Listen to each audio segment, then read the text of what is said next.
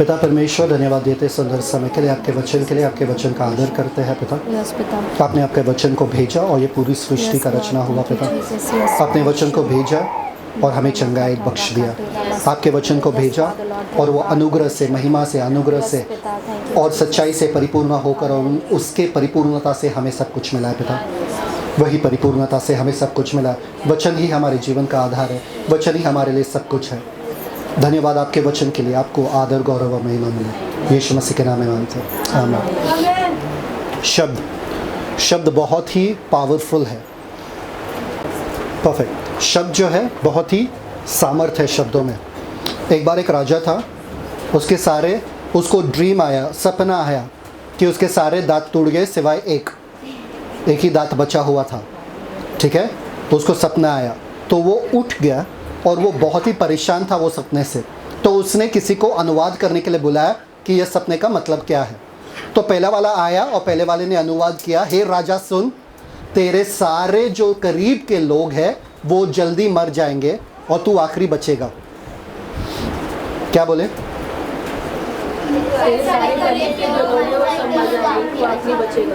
इसलिए सारे दांत गिर गए, एक ही दांत बचा था।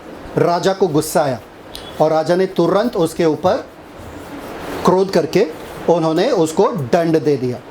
दूसरे वाले को बुलाया कि तुम आओ और तुम इसका अनुवाद दो। तो दूसरे वाले ने क्या बोला कि हे राजा, तू सबसे ज़्यादा जिएगा, तेरे बाकी लोगों से ज़्यादा तू जिएगा। वो खुश हो गया और उसने उसे प्रतिफल दिया। दोनों ने एक ही चीज़ कहा पर कहने का तरीका अलग था।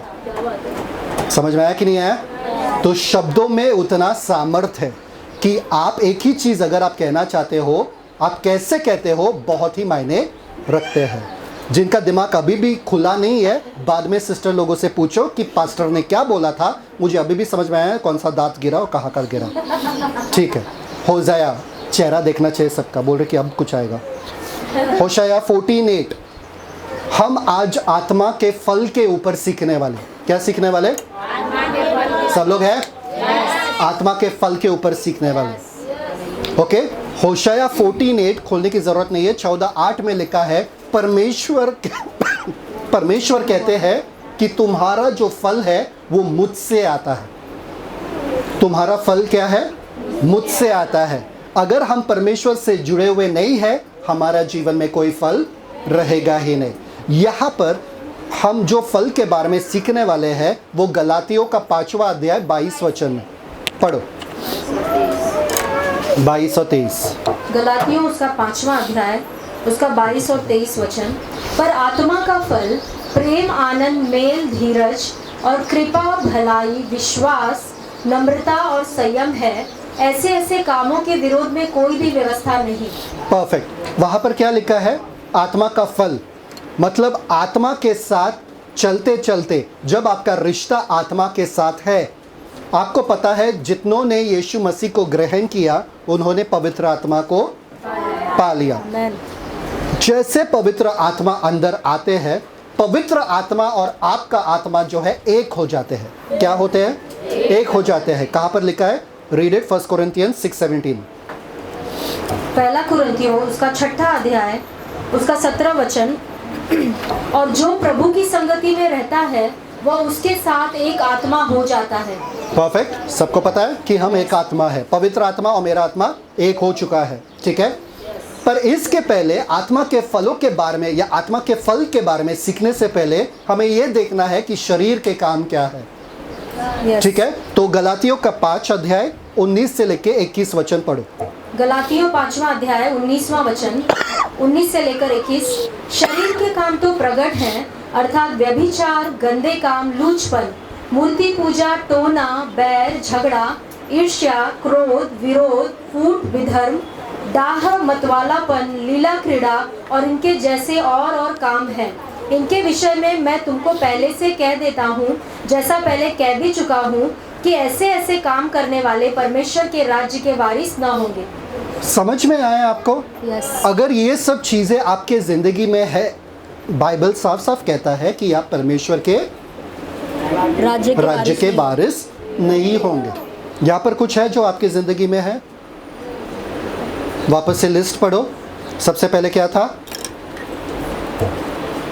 सबसे पहले व्यभिचार, व्यभिचार, गंदे काम, लूचपन, मूर्ति पूजा, टोना, बैर मतलब नफरत, झगड़ा, झगड़ा हम में तो नहीं है ना, ईर्ष्या, क्रोध, क्रोध है क्या हम में? परमेश्वर के ओके, क्रोध, फिर विरोध, फूट, विधर्म, दाह, मतवालापन, लीला क्रीड़ा, और इनके जैसे और काम बस है। इनमें से कोई है क्या? तो मतलब हम अभी भी शरीर में जी रहे हैं। Yes, true. आपको यदि शरीर में नहीं जीना है तो आज का शॉर्ट्स मैंने कहा क्या? गलातियों का 5:16 कि आत्मा के अनुसार चलो तो तुम शरीर के लालसाओं को हर केस पूरी नहीं करोगे। समझ में आ रहा है? Yes.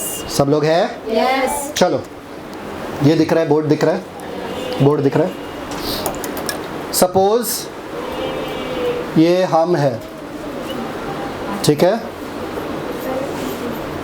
ओके, ये पानी है, समुंदर का पानी।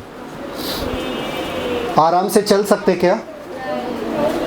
चल सकते आराम से? क्यों नहीं चल सकते? पानी तो बहुत कम है, पैर के नीचे पानी है, क्यों नहीं चल पानी सकते? के ऊपर नहीं चल सकते। नहीं, पर पानी बहुत कम है, मेरा पैर यहाँ पे है और पानी यहाँ पर है, चल सकते ना? यीशु के बारे में मत सोचो कि यीशु पानी पे चल रहे, पानी यहाँ पर है, चल सकते क्या? चल सकते हैं। पानी इतना कम है, चल सकते क्या? मेरा पैर दिख रहा है। Yes. Thank you. बहुत बहुत ज़्यादा ही पवित्र हो जाते लोग, वो पानी पे कैसा चलेगा पास्टर है, बढ़िया है। यहाँ तक अगर पानी आया मैं चल सकता हूँ क्या? Yes. Yes. थोड़ा धीरे धीरे से भाग सकता हूँ क्या? क्यों नहीं भाग सकता? भाग रहे थे पानी में, इतने में भाग सकते हैं ना, इतने में तो भाग सकते हैं, पर कष्ट लगेगा, प्रॉब्लम होगा, टायर, मैं थक जाऊंगा। मेहनत लगाओ। यहाँ पर अगर पानी आया तो मैं भाग पाऊंगा क्या? चल पाऊंगा क्या? धीरे धीरे चल पाऊंगा शायद से, नहीं। क्या चल जाएंगे तो पानी में? सर तक चल सकते, थोड़ा धीरे धीरे चल सकते। नहीं चल सकते, डूब जाएंगे। यहाँ तक अगर पानी आया तो चल सकते क्या? यही है आत्मा में चलना, आत्मा में चलना। आमेन। और ये जो पानी है वो शरीर है। आपका देह, आपका शरीर जो है हमेशा रोक टोक करता है कि आप अच्छे से ना चलो पानी में, आप अपना आत्मिक जीवन अच्छे से ना जियो। अभी यही बंदा जो है अगर रेत पे भागेगा तो अच्छे से भाग सकता है क्या? पर ये जो पानी है जितना बढ़ता है उतना ही इसको मुश्किल होता है चलने के लिए। अगर मेरे शरीर के काम ज़्यादा होते हैं उतना ही मुश्किल होगा मुझे आत्मा। तो शरीर मुझे रोकता है। जितना मैं शरीर को अनुमति दूंगा मेरे जीवन में रहने के लिए, शरीर के अनुसार चलना, शरीर के अनुसार सोचना, शारीरिक चीज़ों पे मन लगाना, वो मुझे आत्मा में चलने से रोकता है। वो अड़चन बन जाता है, मुझे आत्मा में चलने नहीं देता है। इसलिए मेरा जिम्मेदारी है जितना जल्दी शरीर से बाहर आ जाओ, ये पानी से बाहर आ जाओ, ये पानी ख़त्म कर दूँ, पानी से बाहर आ जाओ, उतना ही आसानी से मैं भाग सकता हूँ, उतना ही आसानी से मैं आत्मा में चल सकता हूँ। समझ में आया कि नहीं आया? सब लोग हैं मेरे साथ? इसलिए 5:16 पढ़ना। गलातियों का 5वां अध्याय 16 वचन। पर मैं कहता हूँ आत्मा के अनुसार चलो तो तुम शरीर की लालसा किसी रीति से पूरी ना करोगे। समझ में आया कि नहीं आया? Yes. आत्मा के अनुसार चलो मतलब मैं बोल रहा हूँ रेत पे चलो, समुंदर में नहीं। पूरा दुनिया जो है समुंदर में चल रही है, मतलब शरीर के अनुसार चल रहे। वो लोग शरीर में जो मन चाहे वो करते हैं, शरीर के अनुसार जीते हैं। गुस्सा आता तो गुस्सा करते हैं, लालसा करना है, अभिलाषा करना है, जिस चीज़ में जीना है वो लोग वैसे जीते बिना पवित्र आत्मा का। यहाँ तक समझ में आया सबको? ठीक है। तो हमें क्या करना चाहिए? आत्मा में चलना चाहिए। ठीक है। अब ये देख रहे हो क्या है ये? पेड़ है या पौधा है? पेड़ है। ठीक है, और इसमें फल है, वृक्ष। ठीक है, इसमें फल है। कोई भी पेड़ या कोई भी फल देने वाला पेड़, आपको पता है ये इसलिए बाहर आया क्योंकि सबसे पहले अंदर मृत्यु हुआ था एक बीज का। जब आप बीज डालते हो सबसे पहला ये बीज सड़ जाता है, खत्म हो जाता है, पूरी तरीके से बर्बाद हो जाता है, फिर ही ये वृक्ष आता है जिससे फल आता है। फलवंत वृक्ष मतलब कोई तो कुछ तो मरा है। समझ में आया कि नहीं आया? John 12:24, 23 and 24। यूहन्ना उसका 12 अध्याय उसका 23 और 24 वचन। इस पर यीशु ने उनसे कहा, वह समय आ गया है कि मनुष्य के पुत्र की महिमा हो।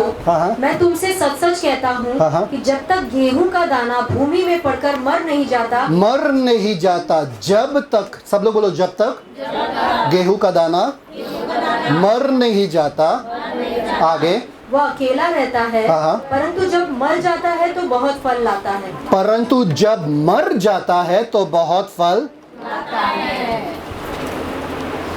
अगर ये फल जिसके बारे में आज हम सीख रहे, हम चाहते कि हमारे जिंदगी में हो, शरीर को मार देना अवश्य है।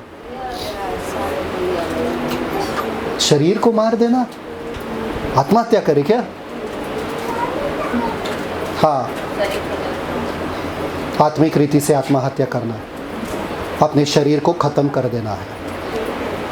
हाँ यहाँ मैं नहीं कह रहा हूँ, बाइबल कह रहा है। Romans open, Romans 8:13। रोमियो उसका 8वां अध्याय उसका 13 वचन। क्योंकि यदि तुम शरीर के अनुसार दिन काटोगे, यदि शरीर के अनुसार मतलब शरीर के अनुसार सोचना, शरीर के अनुसार चलना, शरीर के अनुसार दिन काटोगे तो मरोगे। मरोगे। आगे, यदि आत्मा से देह की क्रियाओं को मारोगे तो जीवित रहोगे। अरे यदि जिएंगे तो मरेंगे, यदि मार डालेंगे तो जिएंगे। किसी को समझ में आया कि सब अभी भी सोए हुए हैं घर में? उठ जाओ। यदि जिएंगे तो मर जाएंगे, और यदि मारेंगे तो जिएंगे। कौन सा बेटर है? मारेंगे तो जिएंगे। यहां पर लिखा है शरीर के कामों को खत्म कर दो, मार डालो। शरीर का काम क्या है? गुस्सा, नफरत, डाह, ईर्ष्या, जो भी हमने लिया पढ़ा। कामों को मार डालो। आपको मार डालना पड़ेगा। जब भी आप शरीर के निर्णयों को या शरीर के लालसाओं को मार डालते रहोगे, उतना ही फलदायक आपका जिंदगी होगा। सबको समझ में आ रहा है? बहुत फास्ट जा रहा हूं क्या? Thank you father. सब लोग बहुत आज ब्लेसेड है। ठीक है, आपको शरीर को मार डालना होगा। कैसे मार डालेंगे? आत्मा से देह की क्रियाओं को मारेंगे। जब भी शरीर कहता है कुछ करने के लिए, आपको एक ही चीज कहना है, नो। शरीर कहता है सो जाओ, प्रार्थना मत करो, तो आप क्या कहोगे? शरीर कहता है टाइम पे मत जाना चर्च में, तो आप क्या कहोगे? चर्च ही नहीं जाएंगे? नहीं, टाइम पे जाएंगे। शरीर कहता है गुस्सा कर दो, दिखा दो कि तुम्हारा औकात क्या है। वो तुम्हें बहुत कम समझ रहे, उन्हें लग रहा है कि तुम कुछ भी नहीं हो, तुमने कुछ भी नहीं किया, तो क्या करो? नहीं। ना। सब लोग बोलो ना। आपको ना कहना है शरीर को। शरीर के लालसाओं को आपको क्या कहना है? ना। जितने बार आप ना ना ना ना कहोगे, वो जिद पकड़ेगा एक छोटे बच्चे के जैसे। छोटे बच्चे को ना कहो तो वो क्या करता है? और वो ये करता है। पर ये सब आप सिर्फ कर सकते हो आत्मा के सहायता के साथ। आत्मा के बिना आप शरीर पे जय नहीं पा सकते हो। समझ में आ रहा है कि नहीं आ रहा है? चलो नेक्स्ट। सबसे पहला बात, fruit bearing is mandatory in Christian life. मतलब आपको फलदायक जीवन जीना अनिवार्य है एक मसीह जीवन के लिए। समझ में आ रहा है? अगर आपके जीवन में फल नहीं है तो आप मसीह नहीं होता। नहीं, आप मसीह नहीं हो। जॉन 15 1-8। यूहन्ना 15 अध्याय 1 से लेकर 8 वचन। सच्ची दाखलता मैं हूँ और मेरा पिता किसान है। जो डाली मुझ में है और नहीं फलती उसे वह काट डालता है, और जो फलती है उसे वह छांटता है ताकि और फले। तुम तो उस वचन के कारण जो मैंने तुमसे कहा है शुद्ध हो। तुम मुझ में बने रहो और मैं तुम में। जैसे डाली यदि दाखलता में बनी न रहे तो अपने आप से नहीं फल सकती, वैसे ही तुम भी यदि मुझ में बने न रहो तो नहीं फल सकते। आपको यीशु में बने रहना है तो आप फल लाओगे। ठीक है, आगे। मैं दाखलता हूँ, तुम डालियाँ हो। जो मुझ में बना रहता है और मैं उसमें, वह बहुत फल फलता है, क्योंकि मुझसे अलग होकर तुम कुछ भी नहीं कर सकते। मैं दाखलता हूँ, तुम डाली हो, तुम फल लाओगे। ठीक है, आगे। यदि कोई मुझ में बना न रहे तो वह डाली की नाई फेंक दिया जाता और सूख जाता है, और लोग उन्हें बटोर कर आग में झोंक देते हैं और वे जल जाती है। सूख जाते हैं। जो यीशु में बने नहीं रहते हैं वो सूख जाते हैं। आपका जीवन अगर ऐसा चल रहा है तो ध्यान देना। आगे। यदि तुम मुझ में बने रहो और मेरी बातें तुम में बनी रहे तो जो चाहो मांगो और वह तुम्हारे लिए हो जाएगा। आगे। मेरे पिता की महिमा इसी से होती है कि तुम बहुत सा फल लाओ, तभी तुम मेरे चेले ठहरोगे। बहुत सा फल लाओ। मेरे पिता का महिमा किस में है? बहुत सा फल कि तुम फलदायक जीवन जियो, फिर इसी से तुम मेरे चेले ठहरोगे। चेले ठहरोगे। समझ में आ रहा है कि नहीं आ रहा है? ये जरूरी है कि हमारा जीवन में क्या रहे? फल रहे। फल रहे। सब लोग बोलो फल। जॉन 15-16 15-16। यूहन्ना 15 उसका 16 वचन। तुमने मुझे नहीं चुना, परंतु मैंने तुम्हें चुना है और तुम्हें ठहराया ताकि तुम जाकर फल लाओ और तुम्हारा फल बना रहे, कि तुम मेरे नाम से जो कुछ पिता से मांगो वह तुम्हें दे। यीशु ने आपको चुना फल लाने के लिए। कितना फल है हमारे जिंदगी में? बताओ। फल है हमारे जिंदगी में? दिख रहा है क्या? परमेश्वर को महिमा मिल रहा है क्या? Get up, wake up. फल मिल रहे क्या? नहीं। दिख रहे फल हमारे जिंदगी से? चलो, आपको पता है एक पति और एक पत्नी है ना? एक पति और एक पत्नी का फल क्या रहता है? उनके रिश्ते का फल क्या रहता है? एक छोटा सा बच्चा। एक छोटा सा बच्चा। अगर बच्चा नहीं है तो या तो इन लोगों में रिश्ता नहीं हुआ या नहीं है, या तो ये बांझ है। औरत बांझ है या कोई प्रॉब्लम है आदमी में। सही बात है कि नहीं? यस। सही बात है कि नहीं? आपका रिश्ता किसके साथ है? बच्चे के साथ, यीशु मसीह के साथ। ये आप दोनों के रिश्ते का फल आना जरूरी है कि नहीं? यस। हाँ या ना? ठीक है। रोमन्स 7:4। रोमियो का 7:4। रोमियो का 7वां अध्याय उसका 4था वचन। सो हे मेरे भाइयों, तुम भी मसीह की देह के द्वारा व्यवस्था के लिए मरे हुए बन गए, कि उस दूसरे के हो जाओ जो मरे हुओं में से जी उठा, ताकि हम परमेश्वर के लिए फल लाएं। एक मिनट। यीशु मसीह मरे हुओं में से जी उठा ताकि आप फल लाए। यीशु मसीह का मृत्यु पुनरुत्थान का कारण था ताकि आपका जिंदगी फलवंत हो जाए। अगर बच्चा नहीं है तो आप बांझ हो, क्योंकि प्रॉब्लम यीशु मसीह में नहीं है। हाँ या ना? मतलब प्रॉब्लम आप में है कि आप फल नहीं ला रहे हो, क्योंकि कोई तो गड़बड़ आप में है। देखते क्या हम बांझ हो सकते क्या? 2 पीटर 1:8-10। दूसरा पतरस पहला अध्याय उसका 8 से लेकर 10 वचन।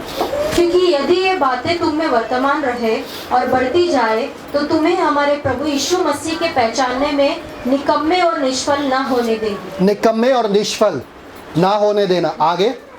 और जिसमें ये बातें नहीं, वह अंधा है और धुंधला देखता है और अपने पूर्वकाली पापों से धुलकर शुद्ध होने को भूल बैठा है। इस कारण हे भाइयों, अपने बुलाए जाने और चुन लिए जाने को सिद्ध करने का भली भांति यत्न करते जाओ, क्योंकि यदि ऐसा करोगे तो कभी भी ठोकर न खाओगे। वहां पर लिखा है for if this things be in you and abound they make you neither barren nor unfruitful, मतलब तू बांझ नहीं रहोगे।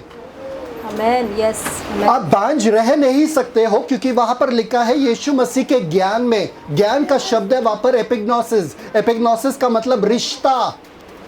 अगर आपका रिश्ता यीशु मसीह के साथ है, आप बांझ रह नहीं सकते हो। तो ना प्रॉब्लम इनमें है, ना प्रॉब्लम आपके बांझ होने में है, मतलब प्रॉब्लम रिश्ते में है कि आप यीशु मसीह में बने नहीं हो, इसलिए आप फलवंत जीवन नहीं जी रहे हो। समझ में आया? क्योंकि जो कोई रिश्ते में आता है यीशु मसीह के साथ, वो फल लाता ही लाता है। ऐसा हो ही नहीं सकता कि वो फल ना लाए। सब लोग हैं? ठीक है। दूसरा मुद्दा ये है कि हमेशा याद रखना, फल जो है वो दूसरों के लिए है, खुद के लिए नहीं। किसी झाड़ को देखा क्या खुद का फल खाते हुए? बता दो झाड़ कौन सा है? झाड़ क्यों फल लाता है? दूसरों के लिए। सब लोग बोलो दूसरों के लिए। तो सबसे पहले बात, अगर आपको फलवंत जीवन जीना है, आपको ये जानना जरूरी है कि मैं नहीं देखूंगा या सोचूंगा इसमें मेरा क्या फायदा हो रहा है। Yes. लोग मुझे वापस से प्यार नहीं कर रहे, लोग मुझे शांति नहीं दे रहे, लोग मुझे कुछ नहीं दे रहे। नहीं, आपका जिम्मेदारी है देना, क्योंकि आपको मिला है। Amen. समझ में आ रहा है? निस्वार्थ देना, निस्वार्थ देना। आपको लोगों से प्यार करना है जब वो प्यार के लायक है भी नहीं। आपको आनंदित रहना है जब आप परिस्थिति जो है आनंदित रहने का लायक है भी नहीं। समझ में आ रहा है कि नहीं आ रहा? वजह के लिए मत ढूंढो कि मैं कोई वजह पाऊँ कि किसी से प्यार करूँ, या वजह पाऊँ कि मैं शांत हो जाऊँ। अरे इस माहौल में शांत कौन रह सकता है? हम लोग सोचते हैं ना, नहीं। सेल्फलेस, सेल्फलेस का मतलब क्या है? निस्वार्थ। एक झाड़ जो है वो निस्वार्थपना से वो फल देता है। और कभी देखा कुड़कुड़ाते हुए झाड़ को? मेरा फल क्यों लिया रे, ये दे वापस, पैसा दे, पैसा रख के जा, ये पैसा रख के जा। देखा किसी झाड़ को? बिंदास पत्थर मार मार के फल निकालते हैं ना गांव में। पत्थर ऐसा लकड़ी मार मार के, और पत्ते भी गिरते हैं, कितना चोट लगता रहेगा झाड़ को, पर फिर भी झाड़ चुपचाप बैठा रहता है और वापस से फल लाता है और वही का वही रहता है। किसी झाड़ को देखा क्या? मैं ये गांव छोड़ के जा रहा हूँ, मेरे को उधर नहीं रहना, मुझे फल नहीं देना। निस्वार्थ। सब लोग बोलो निस्वार्थ। तीसरा मुद्दा, सब लोग है यहाँ पे? तीसरा मुद्दा, कभी भी देखा आपने कि एक आम का झाड़ जो है एक अनार के झाड़ के सामने है, और ये आम का झाड़ सडनली अनार बन गया, अनार देने लगा? ऐसा होता रहता ना, क्योंकि आम के झाड़ ने तो मुझसे कहा वो देखो अनार बन गया, इसलिए मैं भी अनार बन गया। ऐसा कभी होता है क्या? आम के झाड़ को पता है कि मेरा जो फल है वो अंदर के वजह से है, बाहर के वजह से नहीं।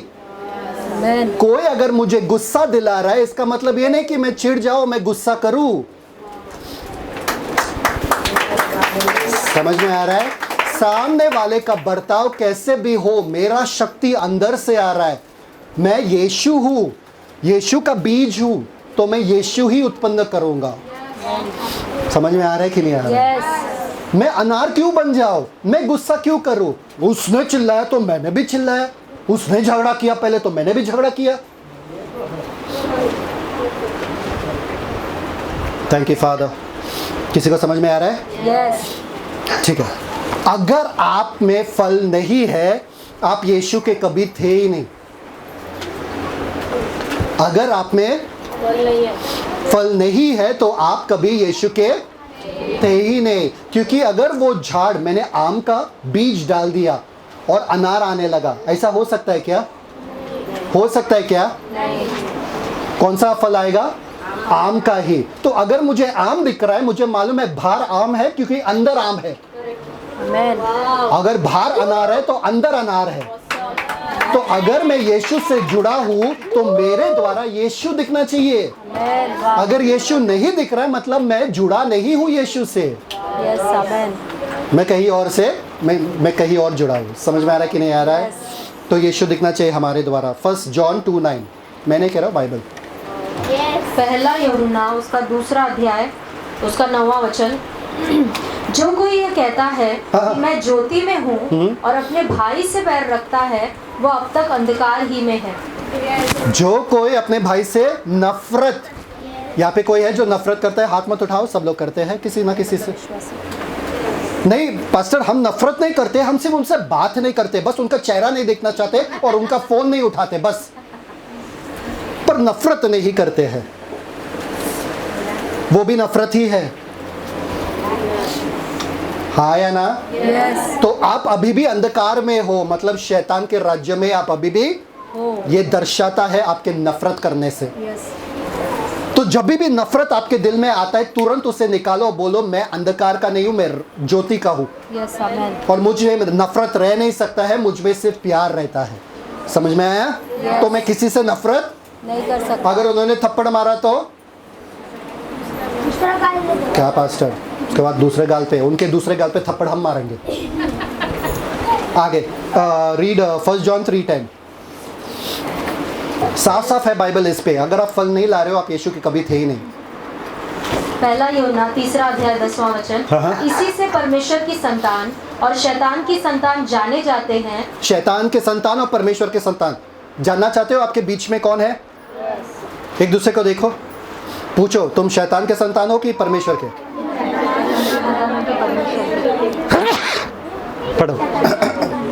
जो कोई धर्म के काम नहीं करता, वो परमेश्वर से नहीं, और न वह जो अपने भाई से प्रेम नहीं रखता। हाँ, जो अपने भाई से, यहाँ पे भाई क्यों लिखा है? सबसे ज्यादा नफरत तो घर में रहने वालों से है, हम करते हैं। हाँ या ना? जो कोई अपने भाई से प्रेम नहीं रखता है, वो शैतान का संतान है। साफ साफ दिखाई देता है। बोलो मैं नफरत कर नहीं सकता मैं नफरत कर नहीं सकती क्योंकि मैं परमेश्वर का संतान हूँ, क्योंकि मैं परमेश्वर की संतान हूँ, शैतान का नहीं। शैतान की नहीं। 1 जॉन 3:14-15। पहला यूहन्ना 3 अध्याय 14-15 वचन। हाँ। हम जानते हैं कि हम मृत्यु से पार होकर जीवन में पहुंचे हैं, क्योंकि हम भाइयों से प्रेम रखते हैं। जो प्रेम नहीं रखता, वो मृत्यु की दशा में रहता है। जो कोई अपने भाई से बैर रखता है, वह हत्यारा है, और तुम जानते हो कि किसी हत्यारे में अनंत जीवन नहीं रहता। हाँ, ये आपके बाइबल में है ना? यस अगर नफरत है तो हत्यारा है, अगर हत्यारा है तो अनंत जीवन नहीं है। खत्म।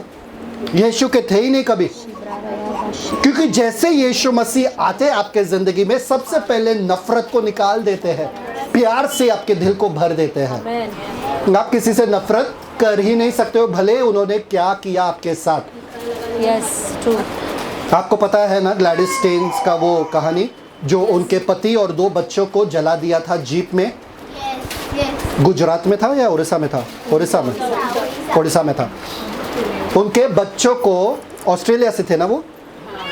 ऑस्ट्रेलिया से थे, आए थे सुसमाचार देने के लिए। उनके आदमी को और बच्चों को जला दिया, 2 बेटों को जला दिया जीप में, सारे वहाँ के गांव वाले। और ग्लैडिस स्टेन्स ने कहा मैं उनको क्षमा कर देता। उनके पत्नी ने कहा मैं उनको क्षमा कर देता। नफरत के लिए जगह है ही नहीं, आप प्यार ही करोगे। उन्हीं के बीच में बैठ के वो सेवकाई करने लगी, उन्हीं के बीच में बैठ के उनके बच्चों को सब नहलाना, उनको खिलाना, उनको शिक्षा देना वगैरह, वहीं पे कोड़ियों की सेवा कर। उन लोगों के सामने ही जिन्होंने उनके पति को मार डाला। बताओ आप क्या करते थे? आप यीशु को छोड़ देते थे, आप बोलते थे यीशु मुझे करना ही नहीं है। आपने मेरे पति को कैसे लिया? आप बचा नहीं सकते थे मेरे पति को? दोनों बेटों को भी सोचो। Thank you father. ठीक है, अभी तक समझ में आया कि फल लाना क्यों जरूरी है, फलवंत हमारा जिंदगी होना जरूरी है। अब देखें 9 फल, सब लोग बोलो 9 फल। 9 फल आपके जिंदगी में ये 9 फल दिखने ही दिखने चाहिए अगर आप यीशु से जुड़े हुए हो।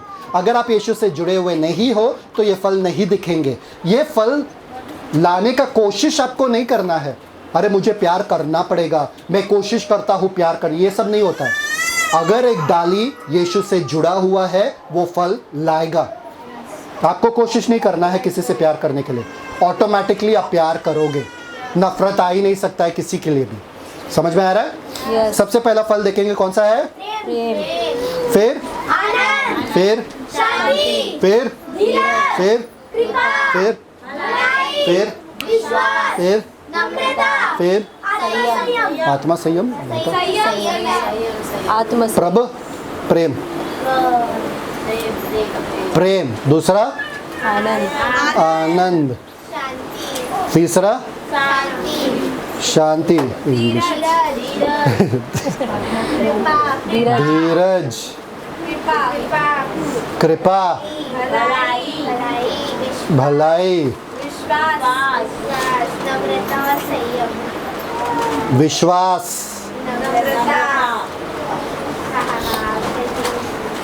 नम्रता और संयम।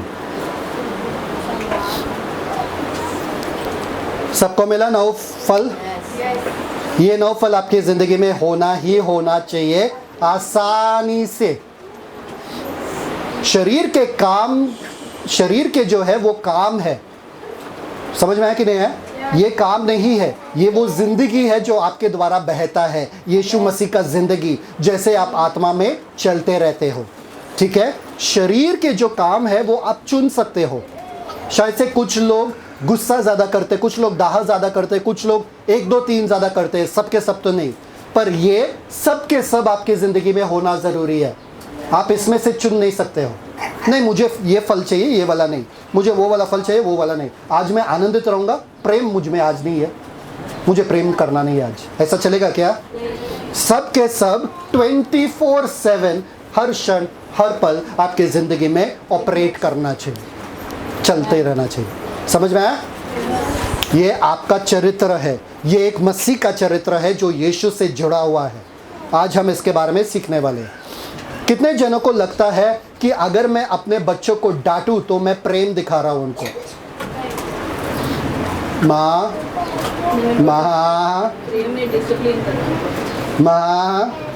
फिर भी डांटते हैं। प्रेम कर रहे हो तो डांटते हैं। यस, परमेश्वर डांटो इन लोगों को, जितना बहुत ज्यादा प्रेम करते हो इन लोगों से, डांटो इन लोगों को। प्रेम डांटना नहीं होता है। आप उनका खुशी चाहते हो, आप उनका भलाई चाहते हो, इसलिए आप डांटते हो। ये आपके क्या बोलते हैं, अकॉर्डिंग टू यू, ये आपके हिसाब से है, पर वो प्रेम नहीं है। ओके, आगे। कितने जनों को लगता है बच्चों के लिए कमाई करना मतलब प्रेम है? मुझे काम पे जाना पड़ता है, कमाई कर रहा हूं क्योंकि मैं अपने बच्चों से प्यार करता हूं, तो प्रेम दिखा रहा हूं मेरे बच्चों के लिए, ताकि उनका भविष्य सुधर जाए, संवर जाए। कितने जनों को लगता है उनके लिए खाना बनाया मतलब मैंने प्यार दिखा दिया? यस, सच में मुझे ही लगता है, आप लोगों को नहीं लगता है, स्वर्गदूतों को नहीं लगता है, क्योंकि स्वर्गदूत जो है स्वर्ग से उतरे हुए हैं। सिर्फ मेरे साथ होता है ये। आपको लगता है कि आपका जिम्मेदारी निभाना मतलब प्रेम दिखाना हो गया आपका? नहीं। आपके बच्चों के साथ बैठ के बातें करना जब आप थके हुए हो, उसको प्रेम कहते हैं। सिर्फ केवल खाना नहीं बनाना, खाने के साथ उनके साथ बैठ के बातें करना, उनके बीच में रहना, समझना कि उनका दिन कैसा था, आपके पति का दिन कैसा था, ये सब प्रेम कहते हैं। सिर्फ एक ही घर में एक ही छत में रहने से प्रेम नहीं कहा जाता है। अरे पति पत्नी को प्रेम क्या है वो भी नहीं पता है। फोटो में खड़े रहेंगे तो कैसे खड़े रहते? पति जैसे कि दूसरे औरत के साथ खड़े, और औरत वहां पर, पल्लू ये तरफ, सारे मर्दों को ये चेहरा दिख रहा है और पति को ही नहीं दिख रहा है चेहरा। प्रेम दिखता है, अगर प्रेम है तो वो दिखता है। क्यों शर्माते हो अपने पत्नी से प्यार करने के लिए? क्यों शर्माते हो अपने बच्चे को आई लव यू, बहुत अच्छे किए, बहुत सुंदर लग रहे हो आज, क्यों नहीं बोलते हो? नहीं, मैं मर्द हूं। मर्द थोड़ी बोलता है ये सब। मर्द डांटता है, मर्द चिल्लाता है ना? औरत का काम है ये सब, आले कुछ वो करना। मर्द डांटता है, क्या हुआ, चोट लगा है, चल जाना डॉक्टर के पास, जा मम्मी को लेके जा। मर्द का काम है। प्रेम मिसिंग है हमारी जिंदगी में, गायब हो गया है। यीशु मसीह वाला प्रेम ये नहीं था। यीशु मसीह डांट सकते थे हमको स्वर्ग से, सीधे मार्ग पे चलो, डांट सकते थे ना? आए हमारे लिए मरने के लिए इस हद तक। और वचन में लिखा है, हे पति अपने पत्नी से इस तरह से प्रेम करो जैसे कि यीशु ने कलीसिया से किया, अपने आप को देकर। आजकल का प्रेम क्या होता है मालूम है क्या? पत्नी को देना पड़ता है अपने आप को। पति कुछ नहीं देता, पति से पैसा, कितना पैसा चाहिए? 50 का। पति कुछ नहीं, पति को लगता है मैंने कमाई किया तो बस खत्म, मेरा जिम्मेदारी खत्म, बाकी सब तुम चलाओ। प्रेम प्रेम। और पत्नी को लगता है पति का आज तो झगड़ा होगा।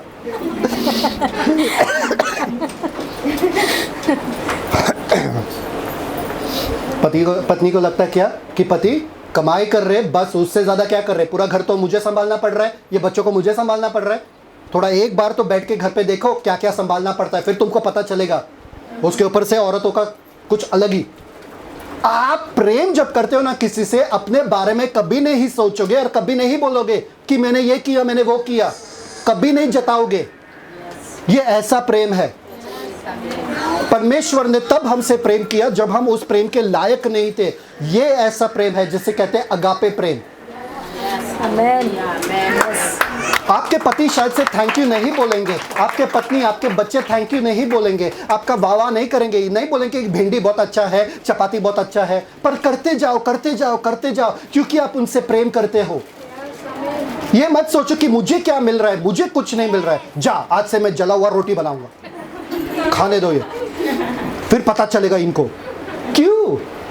प्रेम कभी भी अपने बारे में सोचता नहीं है। ये फल है, फल हमेशा निस्वार्थ रहता है। ये नहीं कि मुझे क्या मिलेगा, ये कि मैं क्या दे सकता हूं। तो आपको प्रेम बनना है। सब लोग बोलो प्रेम बनना है। लोगों को अप्रिशिएट करो, लोगों का तारीफ करो, लोगों को बोलो। अपने पत्नी को कब बोले कि आप बहुत सुंदर लग रहे हो आज? सारे पत्नी अभी YouTube वीडियो पति को दिखाएंगे घर पे जाके। कभी नहीं, अभी झगड़ा। पत्नी सर कब कहा अपने पति से कि आज आप आप बहुत मेहनत करते हो, थैंक यू सो मच कि पैसा ला रहे हो, ये वो कब कहे ये सब? नहीं, झगड़ा करने के लिए हमारे पास 1000 शब्द रहते, पर प्यार करने के लिए कुछ शब्द नहीं मिलते हमको। थोड़ी ना उनको समझने चाहिए ना, थोड़ी ना बार बार बोलो आई लव यू बोलना चाहिए। पैसा ला रहा हो ना घर पे, उतना ही काफी है। क्यों ऐसे जीते हो आप? क्यों ऐसे जीते हो?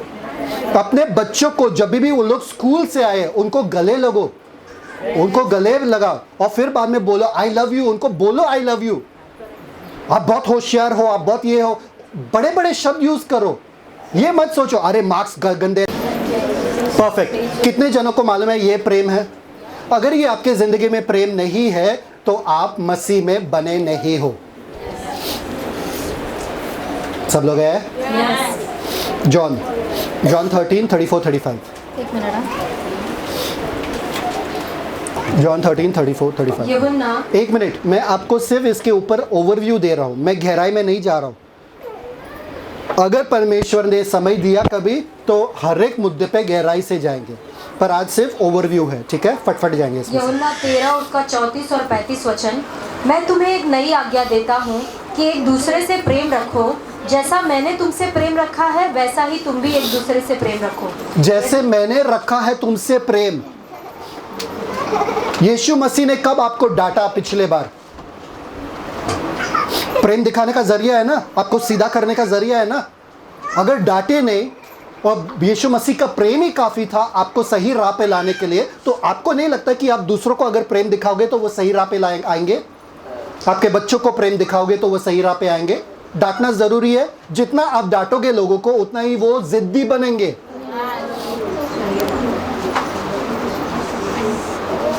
कितने जनों को मालूम है अगर झगड़ा करेंगे तो अगले बार उससे ज्यादा आवाज चढ़ा के झगड़ा करना पड़ता है, फिर उसके बाद और ज्यादा आवाज चढ़ा के झगड़ा करना, फिर उसके बाद बर्तन फेंकना पड़ता है, ताकि पता चले सामने वाले को मैं बहुत गुस्से में हूं, क्योंकि हल्के में ले लेंगे मेरे गुस्से को। क्या है ये सब? पहले झगड़ा करते थे तो सिर्फ सास ससुर को सुनाई देता था, अब झगड़ा करते तो बाजू वाले को, अब झगड़ा करते तो पूरे सोसाइटी को सुनाई देता। क्या है ये सब? क्यों? आपको पता है झाड़ क्या करता है? निस्वार्थ रीति से देता है। आपको बस देते रहना है प्रेम, आपको बस देते रहना है। पास्टर कब तक? यीशु मसीह ने कहा ना कब तक देना है। पतरस ने पूछा था ना, मेरा भाई अगर मेरे विरुद्ध पाप करते रहे तो मैं कब तक उसे क्षमा करूं? कितने बार? 7 गुना के 70 गुना। 7 के 70 गुना। 490 490 बार। कब? कितने? एक दिन में। एक दिन में 490 बार एक दिन में। हम एक बार भी नहीं करते पूरे जीवन में। ये है यीशु का प्रेम। अगर ये प्रेम नहीं है, अगर ये क्षमा करने वाला प्रेम नहीं है, लोग बनाए गए हैं ताकि वो गलतियां करे और आपको चिढ़ दिलाए। ये मैं आपको हकीकत कह रहा हूं। कोई आपके हिसाब से रहने वाला नहीं है, आपके हिसाब से उठने वाला बैठने वाला नहीं है, आपके हिसाब से बोलने वाला नहीं है। सब के सब आपको चिढ़ दिलाएंगे, खास करके वो लोग जो आपके दिल के अजीज है, जो दिल के करीब है। सबसे ज्यादा चिढ़ वो लोग दिलाएंगे, सबसे ज्यादा दिल आपका दुखाएंगे वही लोग। आपको फिर भी उनसे प्रेम करना है। हाँ, क्या करोगे आप? प्रेम कैसा दिखाओगे? कैसा दिखाओगे? आपको बताया था ना मैंने, मरना पड़ेगा, आई लव यू बोलना पड़ेगा। गुड। आज के बाद बोल देना। आज ही क्या? जी, जाने से पहले अपनी पत्नियों को आई लव यू बोला। और पत्नी लोग जाके अपने पति से बोलो आई लव यू। देखो कैसे शर्माते। क्या चाहिए? पैसा चाहिए? हमको मरना पड़ेगा। सब लोग बोलो हमको मरना पड़ेगा।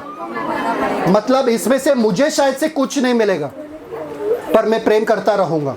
क्यों? क्योंकि मुझसे प्रेम किया गया है यीशु मसीह। परफेक्ट। तो प्यार सबको समझ में आया? प्रेम, प्रेम क्या बोलता है? आपके शब्दों के द्वारा भी प्रेम दिखता है, ना केवल कार्य के द्वारा, शब्दों के द्वारा भी। आप लोगों का बड़ाई करोगे, आप लोगों के अच्छे गुणों के बारे में ही बात करोगे, बुरे गुणों के बारे में नहीं। क्योंकि जिससे आप प्रेम करते हो उनके बारे में आप बुरा कहते नहीं हो और सुनते भी नहीं हो। हाँ या ना? तो हमें 3 जनों से प्यार करना है। किससे? एक पड़ोसी से, अपने समान। दूसरा पहले परमेश्वर से, दुश्मनों से, गुड। और तीसरा खुद से, पड़ोसी से और दुश्मनों से। इसमें से कोई बच जाता है तो उनसे प्रेम मत करो। ठीक है। Next, Joy. सब लोग बोलो आनंद। आनंद जो चेहरे पे दिखता है। खुशी नहीं, आनंद। खुशी मतलब कुछ पल के लिए रहता है खुशी। अगर किसी का लॉटरी लग गया तो खुश हो जाते वो लोग, वो नहीं। आनंद का मतलब ये है कि परिस्थिति वैसा नहीं है, फिर भी आप आनंदित रहते हो।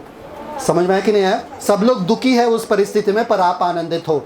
ऐसा मत करो किसी के मैयत पे जा रहे हो और वहां पर आनंद मत मनाओ। पास्टर ने कहा आनंदित रहने का, ही ऐसा मत करो। मतलब जिस जगह पे आनंद दिखाना चाहिए वही जगह पे दिखाना। ठीक है। 1 थेस्सलोनियंस 1:6, पहला थेस्सलोनिकियों 1:6, पहला थिस्सलुनीकियों पहला अध्याय उसका 6वां वचन। और तुम बड़े क्लेश में पवित्र आत्मा के आनंद के साथ वचन को मानकर हमारी और प्रभु की सी चाल चलने लगे। 1 मिनट। तुम बड़े क्लेश में, सब लोग बोलो बड़े क्लेश में। ये बहुत खूबसूरत वचन यहाँ पर लिखा है, बड़े क्लेश में पवित्र आत्मा के आनंद के साथ। सही बात है कि नहीं? कैसा लिखा है? यस, पवित्र आत्मा के आनंद के साथ। एक स्कॉलर ने बताया उस जमाने में क्या करते थे, लोगों का हाथ बांध देते थे और लोगों का हाथ बांधने के बाद उनको पीठ के बल सुलाते थे जमीन पे, और उनके ऊपर एक बड़ा सा पत्थर जैसा, क्या बोलते, पत्थर जैसा बड़ा सा चीज रख देते थे जब तक वो लोग दब नहीं जाते थे और मर नहीं जाते थे। ऐसा शब्द यहाँ पर पौलुस ने कहा, बड़ा क्लेश। और बड़ा क्लेश का जो शब्द है वो ऐसा मतलब तुम्हारे ऊपर ऐसा पत्थर है कि तुम दब रहे हो, तुम मरने के इस पे हो, पर फिर भी तुम आनंदित हो। क्यों? क्योंकि पवित्र आत्मा तुम्हारे साथ है। और वो पवित्र आत्मा वाला आनंद है जो हालातों पर निर्भर नहीं है, परंतु मेरे अंदर जो है यीशु मसीह का आनंद मेरा ताकत बन जाता है। समझ में आया?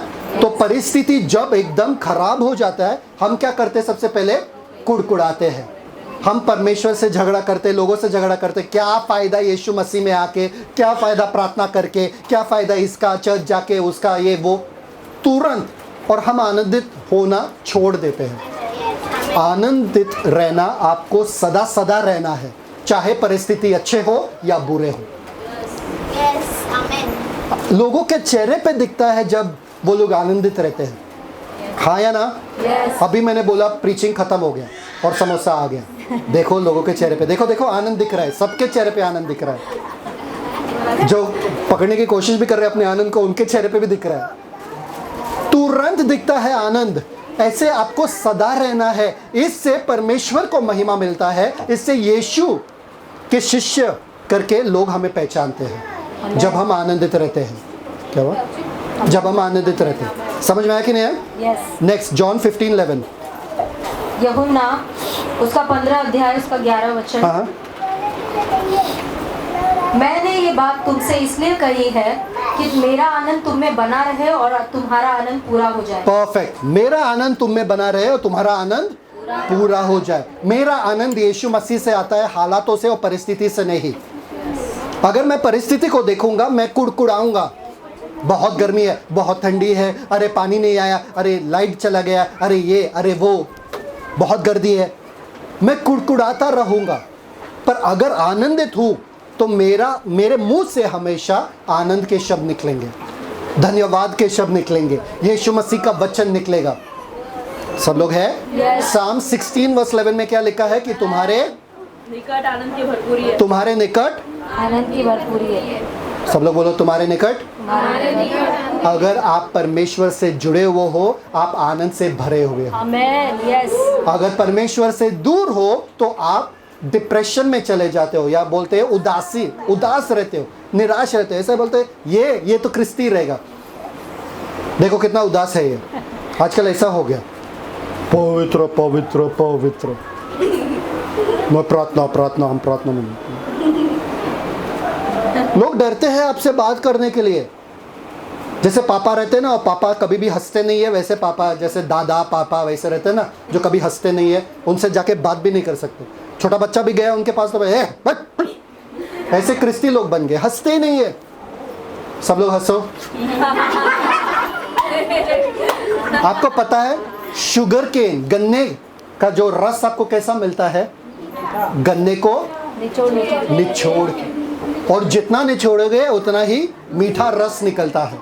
वैसे ही हम है, दुनिया या शैतान कोई भी कितना भी प्रेशर डाले हमारे ऊपर, हमसे मीठा रस ही निकलेगा, हमसे आनंद ही निकलेगा, हमसे कुड़कुड़ाना नहीं निकल सकता है, क्योंकि हमारे अंदर मीठा भरा हुआ है, मीठे रस से हम भरे हुए हैं। इसलिए हमारे मुंह से मीठा रस ही आता है, जिससे लोगों का फायदा होता है। सब लोग बोलो आज के दिन से मैं आनंदित रहूंगा। एक्ट्स 13:52। प्रेरितों के काम उसका 13 का 52 वचन। और चेले आनंद से और पवित्र आत्मा से परिपूर्ण होते रहे। कब? जब उनके ऊपर सताव हो रहा था। आनंद से और पवित्र आत्मा से परिपूर्ण, वो आनंद करते गए। अरे वाह, हमारे ऊपर सताव हो रहा है। आपके ऊपर सताव होता है तो आप क्या करते हो? रोते। मेरे साथ ही क्यों, मैं ही क्यों प्रभु? आनंद मनाओ। सब लोग बोलो आनंद मनाओ। कैसे आनंद मनाते हैं? हमेशा हंसते मत रहे। सब लोग बोलेंगे जोकर आए। आनंद कैसा मनाना है? आपके शब्दों के द्वारा आपका आनंद दिखता है कि मेरे परिस्थिति के वजह से मेरे शब्द बदलते नहीं है, मैं फिर भी परमेश्वर का धन्यवाद करता रहूंगा। पौलुस और सिलास के जैसे वो जेल में थे, वो फिर भी परमेश्वर का धन्यवाद दे रहे थे। इसलिए आपको पता है, सबसे पहले याद रखना कि आप मरे हुए हो, बीज के समान आप मरे हुए हो। सब लोग बोलो मरे हुए हो। मरे हुए लोग जो है वो कभी ये नहीं देखता है कि मुझे प्रेम, कोई मेरा अप्रिशिएट कर रहा है, मुझे प्रेम वापस से मुझसे कोई प्यार करता है। मरे हुए लोगों को देखा कभी? मुझे प्यार नहीं करता कोई भी, मुझे ऐसे ही छोड़ दिया, कब्र के अंदर गाड़ रहे। कभी उठ के बोला क्या लाश? ऐसा लग रहा है किसी इन लोगों ने देखा बाबा, देखा?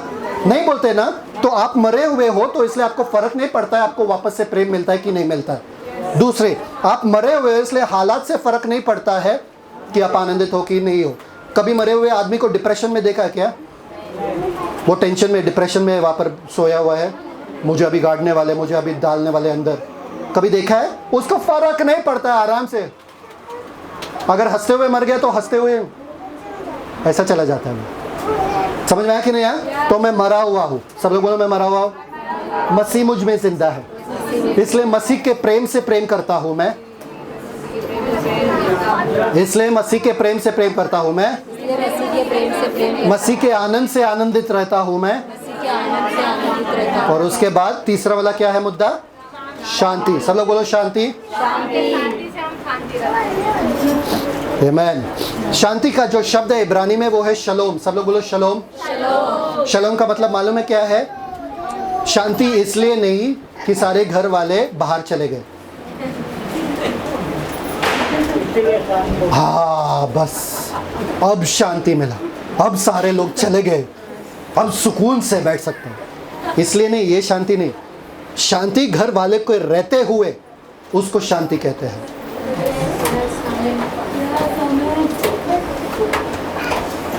Thank you. आपको पता है एक बार एक प्लेन का हाईजैक हुआ था। हाईजैक का मतलब मालूम है? हवाई जहाज का अपहरण हुआ था। सारे लोग डर गए थे क्योंकि उनको लगा कि प्लेन अब क्रैश होने वाला है, सब मरने वाले हैं। पर कैसे भी करके मिलिट्री वालों ने वो प्लेन को बचा दिया। प्लेन को बचाने के बाद जब वो प्लेन लैंड हुआ, सबके बाल खड़े हुए थे, सबके ऐसा हशर करके आ रहे थे बाहर। पर एक ही के हाथ में, औरत के हाथ में एक छोटा सा बच्चा था जो सुकून से सोई हुई थी, आराम से सो रही थी। ऐसा उसको कुछ फर्क ही नहीं पड़ा, प्लेन हाईजैक हुआ क्या हुआ कुछ नहीं, बाकी सब घबरा गए, वो छोटे से बच्चे आराम से शांति से। वैसे ही आपको रहना चाहिए हर परिस्थिति में, ये जानते हुए कि आपका परमेश्वर जिंदा परमेश्वर है। कोई भी परिस्थिति, कोई भी ऐसा आग बना नहीं है जो आपको, कोई भी ऐसा पानी बना नहीं है जो आपको डुबा सके, कोई भी हालात बना नहीं है जो आपको गिरा सके। समझ में आया कि नहीं आया? शांत, तुरंत हम हैरान हो जाते, क्या क्या बात है, अरे अभी क्या करने, मुझे नहीं पता है, अरे इसको फोन करो, उसको फोन करो। तुरंत हम परेशान होते हैं, तुरंत हम देखते कौन हमारा मदद कर सकता है। शांत होते ही नहीं है, और अगर शांत होते हैं तो बहुत ही लोगों को गंदा लगता है। तो बोलो तुमको कुछ टेंशन ही नहीं है, तुमको कुछ फर्क ही नहीं पड़ता, इधर ये सब ये हो रहा है और तुम आराम से बैठो। भाई आराम से बैठो मतलब मैं शांत हूँ ना, मैं भी तुम्हारे जैसे नाचूं, तुम नाच रहे ना, कुछ नहीं हो रहा है तो मैं भी नाचूं, दोनों मिलकर नाचेंगे। शांत होना परमेश्वर के तरफ से ही है। सबसे पहले ये याद रखना कि हमारा शांति या मेल मिलाप परमेश्वर के साथ हुआ है, इसलिए हमारा शांति परमेश्वर के साथ हुआ है और परमेश्वर का शांति हम में है। सब लोग हैं? ठीक है। आइज़ाया 26:3 बाय हार्ट आना चाहिए। यशाया उसका 26 अध्याय उसका 3 वचन, जिसका मन तुझ में धीरज धरे हुए है, उसकी तू पूर्ण शांति के साथ रक्षा करता है, क्योंकि वह तुझ पर भरोसा रखता है। अगर आपका भरोसा परमेश्वर पे है, आप शांत रहोगे।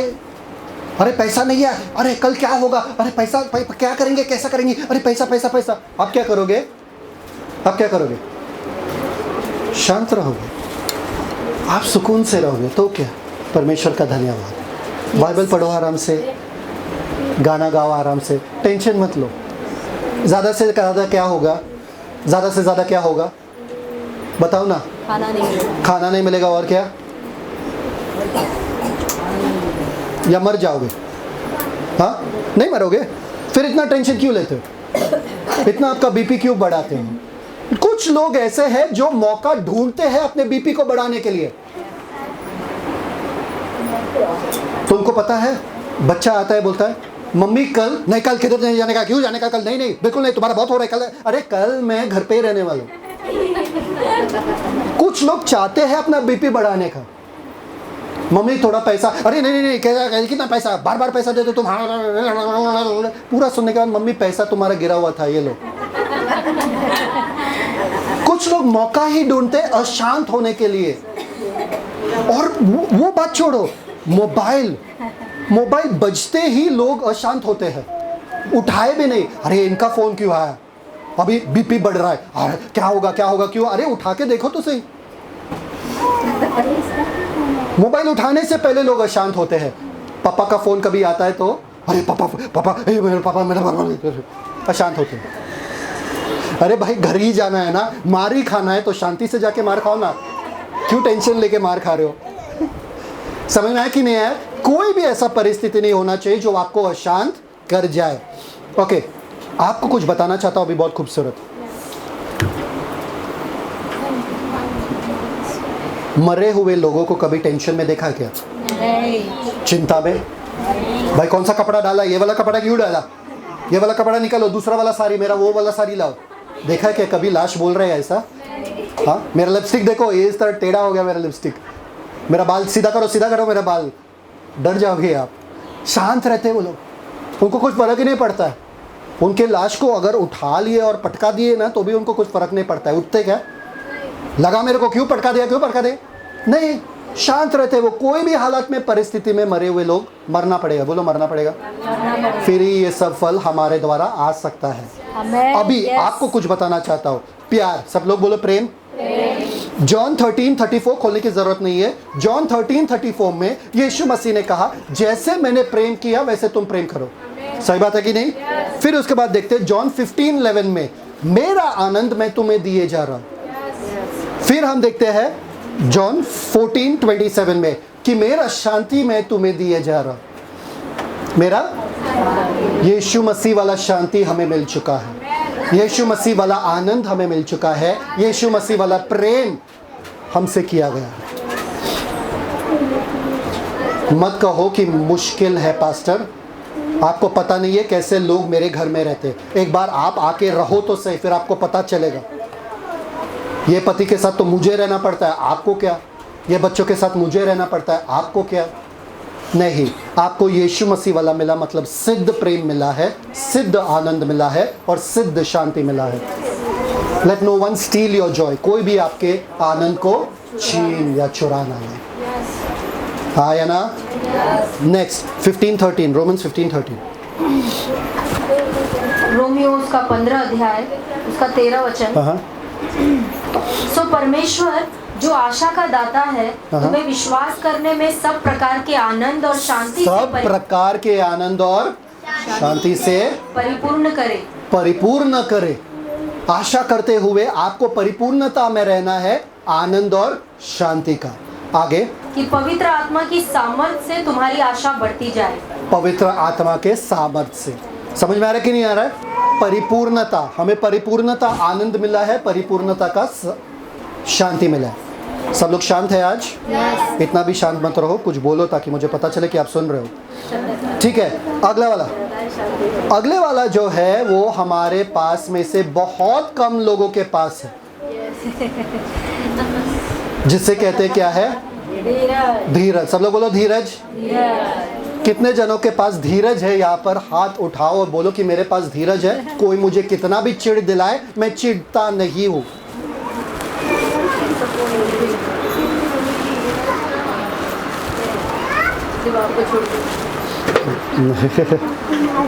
Thank you father. धीरज मतलब क्या है? वो शब्द जो लाता है वहाँ पे धीरज, लॉन्ग सफरिंग, जिसे कहते हैं गुस्से को काबू में रखना लंबे समय तक। गुस्से को काबू में रखना लंबे समय तक, उसको कहते हैं धीरज। धीरज का जो शब्द यहाँ पर इस्तेमाल किया, किसी ने कहा है अगर छोटे चीज़ों से आपको गुस्सा आता है तो आप छोटे आदमी हो। अगर बड़े चीज़ों से, मतलब बहुत कुछ लगता है आपको गुस्सा दिलाने के लिए, तो आप बड़े हो, बड़े आदमी हो। तो आप जान लो कि आपको चिढ़ या गुस्सा जल्दी आता है कि देर से आता है। कोई भी गुस्सा दिला सकता है क्या जल्दी? सब लोग है? 1 Thessalonians 5:14, 1 Thessalonians 5:14, ये हमें पसंद नहीं है। पहला थिस्सलुनीकियों उसका 5वां अध्याय उसका 14 वचन। और हे भाइयों, हम तुम्हें समझाते हैं कि जो ठीक चाल नहीं चलते उनको समझाओ, कायरों को ढांढस दो, निर्बलों को संभालो, सबकी ओर सहनशीलता दिखाओ। सबकी ओर सहनशीलता दिखाओ। सब लोग बोलो सहनशीलता दिखाओ। सब लोग है? अभी मेरा सहनशीलता बहुत ही है, बहुत ही ज़्यादा है। आज मैं बहुत सहनशीलता दिखा रहा हूँ आप लोगों के प्रति। आज हम अब इम्पेशेंट हो गए। अगर लोग हमारे जैसे फास्ट नहीं है, तेजी से नहीं समझ रहे तो हमको बहुत ये लगता है, गुस्सा आता है, अरे समझो ना, देखो ना, ये वो तुमको समझ में नहीं आया, तुम्हारा अक्ल कहाँ गया।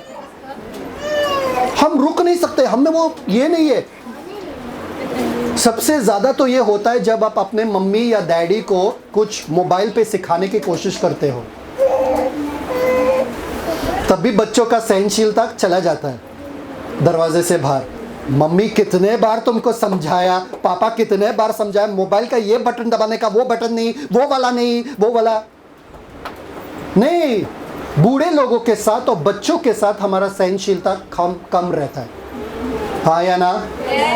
हम रुक नहीं सकते, हम रुक नहीं, समझो ना, करो ना, जाना, हमारे पास बहुत काम है, 1000 काम है। हम रुक नहीं सकते, वो ठहराव चला गया है। सहनशीलता, सब लोग बोलो सहनशीलता। आपके सामने मैं दावे के साथ कह रहा हूं, हर प्रकार के लोग आएंगे। कुछ लोग रेंगते हुए आएंगे, कुछ लोग सोते हुए आएंगे। आपको सहनशीलता सबके साथ दिखाना है, हाँ या ना? आज के बाद दिखाओगे? आपके पति के साथ भी, आपके पत्नी के साथ भी सहनशील रहोगे, धीरज रहोगे, धीरजवंत, ठीक है। Colossians 3:12 and 13। कोलोसियो उसका 3रा अध्याय, उसका 12 और 13 वचन। इसलिए परमेश्वर के चुने हुओं की नाई, जो पवित्र और प्रिय हैं, बड़ी करुणा और भलाई और दीनता और नम्रता और सहनशीलता धारण करो। सहनशीलता धारण करो, सब लोग बोलो धारण करो। धारण करो का मतलब क्या है? पहनना पड़ेगा। आपके कपड़े कौन पहनता है? खुद से पहनते हो तो खुद से सहनशील भी बनना पड़ेगा आपको, कोई करेगा नहीं। वैसे लोग नहीं आएंगे आपके सामने। कितने जन अपने बॉस के साथ ज़्यादा सहनशील रहते हैं, और वही चीज़ आपके बच्चे करते हैं या पति करते हैं, आपके सहनशीलता चला जाता है। उधर जॉब में, नौकरी में है, बॉस मेरा दिमाग खा रहा है और तुम यहाँ पे आके तुम मेरे दिमाग खा रहे हो। उधर मैं उसको संभाल रहा हूँ, अभी इधर आके तुमको संभालूं। अपना सहनशीलता निकल जाता है। Thank you father. Colossians 1:11। No, it's okay. हाँ, रीड आगे, सॉरी। 13वां वचन, कोलोसियो 3:13। और यदि किसी को किसी पर दोष देने को कोई कारण हो, तो एक दूसरे की सह लो। एक दूसरे की सह लो। कौन सहेगा? हमको क्या मिलेगा इसमें से? निस्वार्थपने से आपको सहना पड़ेगा। आपको कुछ फायदा नहीं मिल रहा है। अगर आपके बहन जो है या भाई जो है या पापा जो है बहुत टाइम लगा रहे हैं नहाने के लिए, सहनशीलता। आपके मम्मी जो है खाना बनाने के लिए बहुत टाइम लगा रही है क्योंकि फ़ोन पे बात कर रही है, सहनशीलता। सब लोग है? ये आपके गुण है एक मसीह के होने के नाते। आगे, एक दूसरे के अपराध क्षमा करो। कैमरा चल रहा है ना? जैसे प्रभु ने तुम्हारे अपराध क्षमा किए, वैसे ही तुम भी करो। आपको पता है प्रभु आपके साथ सहनशीलता से है, धीरजवंत है प्रभु आपके बारे में। आपको भी दूसरों के बारे में धीरजवंत होना है। सब लोग बोलो धीरजवंत। Thank you father. आपको पता है मरे हुए लोग घाई में रहते हैं क्या? किधर जाने के लिए? जल्दी से लेके जाओ ना, गाड़ दो ना मुझे जल्दी। अच्छा, मरे हुए लोग कहते हैं क्या? आप मर गए ना, तो आपको घाई है क्या किसी चीज़ का? आराम से। जो धीरे से सीखते हैं उनको धीरे से सिखाओ, जो जल्दी सीखते हैं उनको जल्दी सिखाओ। समझ में आ रहा है? सबके साथ वैसे आपको बनना पड़ेगा। नेक्स्ट, प्रेम समझ में आया? निस्वार्थ प्रेम। आनंद समझ में आया? हर परिस्थिति में आनंदित होना। शांति, हर परिस्थिति में शांत रहना। धीरज, हर प्रकार के लोगों के साथ धीरजवंत होना। नेक्स्ट, कृपा। सब लोग बोलो कृपा। कृपा का मतलब क्या है? जेंटलनेस। कृपा है ना वहाँ पे? जेंटलनेस, ठीक है। पौलुस कहता है कि मैं हर आदमी के लिए उनके जैसे बन जाता हूँ ताकि मैं उनको मसीह के लिए जीतूं। फॉर एग्जाम्पल, कोरिंथियन चर्च में, खोलने की जरूरत नहीं है, 1 कोरिंथियंस 9:20 में कहा है यहूदी के लिए मैं यहूदी बन जाता हूँ। 1 कोरिंथियंस 9:20 में कहा है जो नियम के नीचे है मैं नियम के नीचे जैसे बन जाता हूँ। जो यूनानी है मैं यूनानी के जैसे बन जाता हूँ, जो निर्बल है वो निर्बल के जैसे बन जाता हूँ, ताकि मैं उनको मसीह के लिए जीतूं। इसको बोलते हैं जेंटलनेस। सब लोग बोलो जेंटलनेस, कृपा। कृपा मतलब क्या है मैं बताता हूँ आपको। अपने आप को दूसरे के जगह पे डाल के देखना। फिर आप आराम से रहोगे उनके साथ, थोड़ा शांत बैठ के रहोगे उनके साथ, थोड़ा समझ के लोगे कि वो किस दौर से गुजर रहे, उनके साथ क्या हो रहा है। आपको पता है वो कहानी के बारे में जो मैंने कहा था, एक आदमी न्यूज़पेपर पढ़ रहा था एयरपोर्ट में, एक आदमी न्यूज़पेपर पढ़ रहा था एयरपोर्ट में, और एक आदमी आ जाता है उसके बाजू में, और उसके बच्चे हल्ला मचा रहे, शोर मचा रहे पूरे एयरपोर्ट में, और इतना डिस्टर्ब कर रहे हैं इस आदमी को जो न्यूज़पेपर पढ़ रहा है। वो वापस न्यूज़पेपर नीचे रखता है, चिल्लाता है इस आदमी को, और वो आदमी सर ऐसा करके बैठ रहा था। वो चिल्लाता है इस आदमी को, तुमको समझ में आता है ये तुम्हारे बच्चे हैं ना, उनको थोड़ा समझाओ ना, थोड़ा संभालो, कितना आवाज़ कर रहे, कितना शोर कर रहे। इस आदमी ने कहा सर उठा के, उनको समझाने वाला कौन है, मुझे कौन समझाएगा, क्योंकि अभी अभी उनके माँ का देहांत हुआ है, अभी अभी उनके माँ चल बसी, इसलिए वो लोग इतना परेशान कर रहे हैं या इतना परेशान हो रहे हैं। आपको नहीं पता है कि सामने वाला किस चीज़ से गुजर रहे हैं, उनके साथ क्या हुआ है, क्यों वो इस प्रकार से व्यवहार कर रहे हैं। कभी कभी आपके पति या पत्नी या बच्चे चिड़े हुए रहते हैं, आपको पता नहीं है उनके साथ क्या हो रहा है, शायद से वो आपके साथ बात नहीं कर रहे, वो बोल नहीं रहे आपको। इसका मतलब ये नहीं कि उनका मूड खराब है, बैठो तो सही उनके साथ, पूछो तो सही, उनके जगह पे अपने आप को डालो। ये आदत हम छोड़ चुके हैं, हमको बस अपना चाहिए, नहीं मेरे हिसाब से होना चाहिए, मेरे जैसा होना चाहिए, ऐसा नहीं हो रहा है तो छोड़। हम सामने वाले के नजरिए से देखना ही नहीं चाहते चीज़ों को, इसलिए तो झगड़े होते हैं, इसलिए तो डाइवोर्स होता है, इसलिए तो लोग छोड़ के चले जाते हैं, इसलिए तो लोग सुसाइड करते हैं, आत्महत्या करते हैं, इसलिए तो लोग बहुत सारी चीज, क्योंकि उनको सुनने वाला और समझने वाला कोई नहीं है, कोई नहीं है, उनके नजरिए से चीजें देखने वाला कोई नहीं है। हम लोग भी ऐसे जिद्दी बन जाते, नहीं हमको नहीं सुनना है, तुम्हारे ऊपर प्रॉब्लम है, तुम समस्या से गुजर रहे हो, हम भी समस्या से गुजर रहे हैं, तुमको क्या लगता है तुम्हारा समस्या ही बड़ा है, हमारा समस्या देखो कितना बड़ा है, हमने ये किया, हमने वो किया, हम सुनाते जाते हैं। आप मूर्ख हो क्या? सामने वाला जब दो बातें आपसे शेयर कर रहे हैं ना, सुनो, भले आपके लिए वो बड़ी चीज नहीं है पर उनके लिए बहुत बड़ी चीज है वो लोग उसके वजह से उनको चोट लग रही है। आपका बच्चा अगर आके बोलता है कि आज ना मेरे बाजू में जो लड़की थी उन्होंने मेरे साथ अपना टिफिन शेयर नहीं किया, आप हंसोगे, आज टिफिन शेयर नहीं किया इसलिए डिप्रेस्ड हो, पर वो बच्चे के लिए बहुत बड़ी चीज है। आज टीचर ने मुझे अच्छे मार्क्स नहीं दिए, हाँ छोड़ो ना, जाने दो, अगले बार अच्छे से पढ़ाई करो, तुम पढ़ाई नहीं करते हो।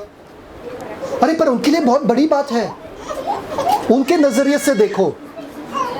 समझ में आ रहा है कि नहीं आ रहा है? अब हमारे बारे में हमको सोचना बंद करना पड़ेगा और सामने वाले के बारे में सोचना पड़ेगा।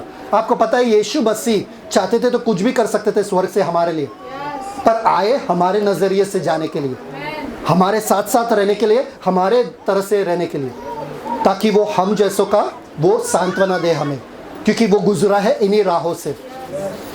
वैसे हमको जेंटल बनना है, फिर हम कोमलता से उनके साथ, कृपा के साथ उनसे बातें करेंगे। सबसे पहले ये शुरुआत करो आज ही अपने घर में, अपने बेटियों के साथ, बेटों के साथ, पति के साथ। पति शांत रहता है तो आपको लगता है हाँ शांत ही रहता है, उसका स्वभाव ही है शांत रहना, वो बात नहीं करता है। अगर वो बात नहीं करता है, वो शांत रहता है, तो अपने दोस्तों के साथ कैसा बात करता है, वो क्यों बात कर रहा है? वो दोस्तों में तो बड़े बात करता है, वो बात करते रहता है, पर आपके साथ नहीं कर रहा है, मतलब गड़बड़ का है। दोस्तों में, पति में कि आप में, पति में कि आप में, आप सुन नहीं रहे हो, बैठ नहीं रहे हो, क्योंकि आपको लगता है पति क्या, उसके पास क्या ही प्रॉब्लम रहेगा, कुछ नहीं समस्या, वो तो जाते रहे, हट्टा कट्टा आदमी तो है, वो तो सर है, उसको क्या है समस्या? समस्या तो मुझे होता है, औरतों का प्रॉब्लम थोड़ी ना पति को होता है, उसको तो कुछ भी नहीं है, पूरा सब कुछ बदलाव मेरे ही शरीर में आता रहता है, बच्चे मैं ही पैदा करूं, बच्चे मैं ही बड़ा करूं, बच्चे सब। बैठो, क्योंकि यीशु मसीह आपको मिला है, आपको यीशु मसीह का प्यार काफी है, अब वो प्यार बांटो, खास करके उन लोगों के साथ जो यीशु को नहीं जानते। यही प्यार के वजह से वो आपके यीशु के पास आएंगे। बाइबल में लिखा है क्रोध के लिए धीमा और बोलने के लिए बोलने के लिए धीमा और सुनने के लिए तत्पर रहना। आजकल सुनने वाले नहीं है। पिछले बार कब आपने किसी से बात किया और वो सुन रहे थे आप क्या बात कर रहे थे? वरना हम लोग शिखा और एस्तर के जैसे बन जाते, दोनों बात करते ही रहते हैं अलग अलग टॉपिक पे और दोनों किसी का नहीं सुनते। अरे तुझे पता है, अरे तुझे पता है, बात करते रहते, वैसे बन जाएंगे हम। दो औरतों को कभी देखा है? एक आदमी वहां पर खड़े नहीं हो सकता है क्योंकि उसको पता ही नहीं है टॉपिक क्या चल रहा है। कभी टॉपिक साड़ी का चलेगा, फिर गांव का चलेगा, गांव से फिर यहाँ पर, फिर यहाँ से वहाँ तक, कब टॉपिक बदलता है उसको समझ में नहीं आता है। और दोनों औरतें दोनों अलग टॉपिक पे बात कर रहे हैं। अरे तुझे पता मेरे गाँव में, तुझे पता मेरे गाँव में, ऐसा कोई सुनने वाला नहीं है। आज किसी के पास टाइम नहीं है सुनने के लिए। अरे खाना बनाना है, तू जाके खाना बनाना, फिर मैं बैठ के सुनती हूँ। अरे यार, पति आया है, पति ने बहुत पहले ही छोड़ दिया आपके साथ बात करने का कोशिश करके, क्योंकि आपने इतने बार उनके आवाज को दबा दिया कि आज आपको लगता है नहीं वो शांति रहते। अरे आपने शांत करा दिया आपके पति को। पहले बोलना चाहते थे, आपने शांत करा दिया। और एक चीज बोलेंगे तो आप 1000 बोलेंगे। अरे वो दोस्त के साथ गए, दोस्त के साथ मैंने बोला था ना उसके साथ नहीं जाने का, क्यों गए उसके साथ, सुनाते बैठेंगे। फिर वो पति नहीं बोलेगा वापस से आपके साथ। आपको पता है पति के दोस्तों में क्या होता है? कोई एक दूसरे को जज नहीं करते, किसी का न्याय नहीं करते, बिंदास जो बात करना है वो लोग करते हैं। आदमियों के बीच में पूछो, हाँ कभी कोई आपका न्याय करता है क्या आदमियों के बीच में? नहीं, तू कैसा, तू कोई नहीं करता है, सब मजे से रहते हैं। पर पत्नी के साथ जाके बात करो तो तुरंत न्याय होता है। तुमने ऐसा बोला, तुमने ऐसा मजाक किया। अरे आराम से बात करो, आराम से बैठ के अपने बच्चों से। आप बोलोगे मुझसे बात कौन करेगा?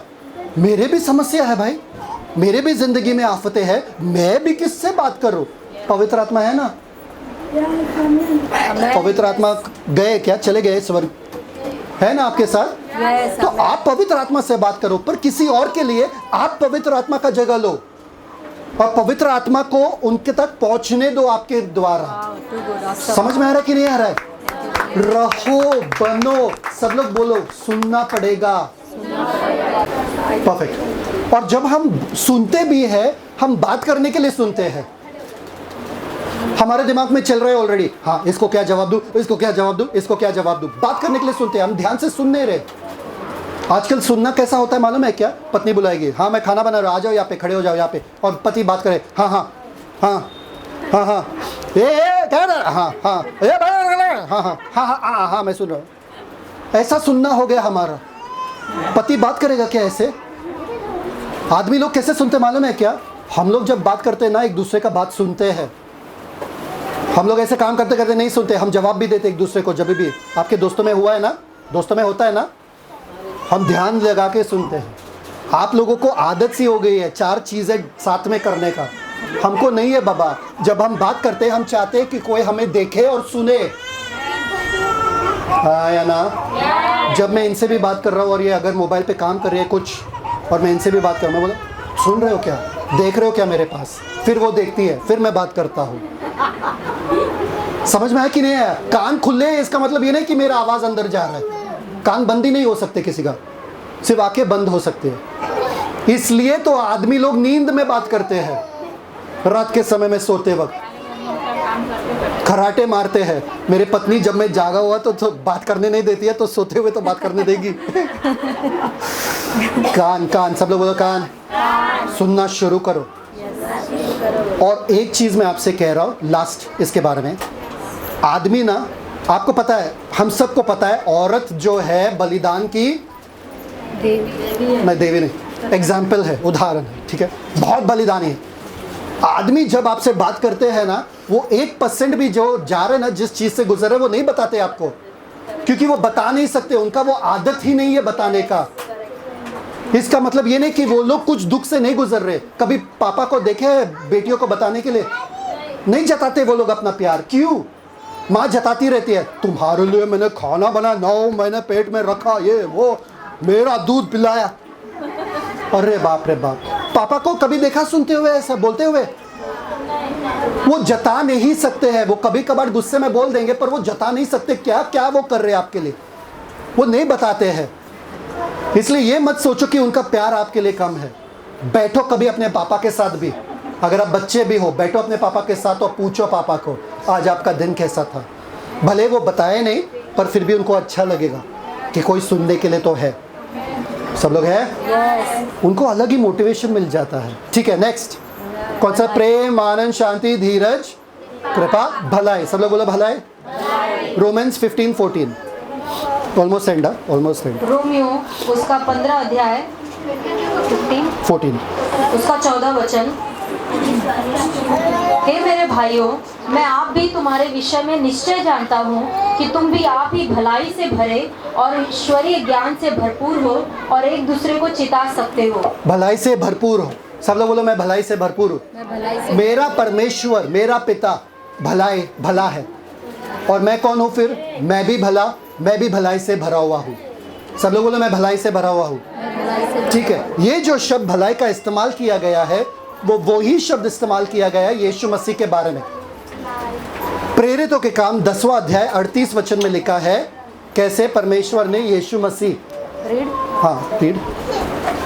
प्रेरितों के काम अध्याय 10 का 38 वचन। ध्यान देना। परमेश्वर ने किस रीति से यीशु नासरी को पवित्र आत्मा और सामर्थ से अभिषेक किया। वो भलाई करता और सबको जो शैतान के सताए हुए थे। बस वो भलाई करता। सब लोग बोलो भलाई करता। हमको लगता वो क्या भलाई कर रहा था? क्या भलाई कर रहा था? अंधों को आंखें दे रहा था, मुर्दों को जिला रहा था। वो भलाई नहीं। यहाँ पे जो शब्द लिखा गया है वो उस जमाने में इसके लिए इस्तेमाल किया जाता था कि गरीबों का मदद करना आर्थिक रीति से। यीशु मसीह ना केवल लोगों को चंगाई दे रहे थे या उनका छुटकारा कर रहे थे, पर जो धन यीशु मसीह को मिल रहा था, अगर कुछ मिल रहा था तो वो गरीबों में बांटते थे, वो भलाई करते थे। जब भी आप देखो कोई भी जरूरतमंद आपके सामने हो, तुरंत बिना सोचे आपको उनका भला करना है। कौन ऑरेंज खा रहा है? सब आंख में जा रहा है।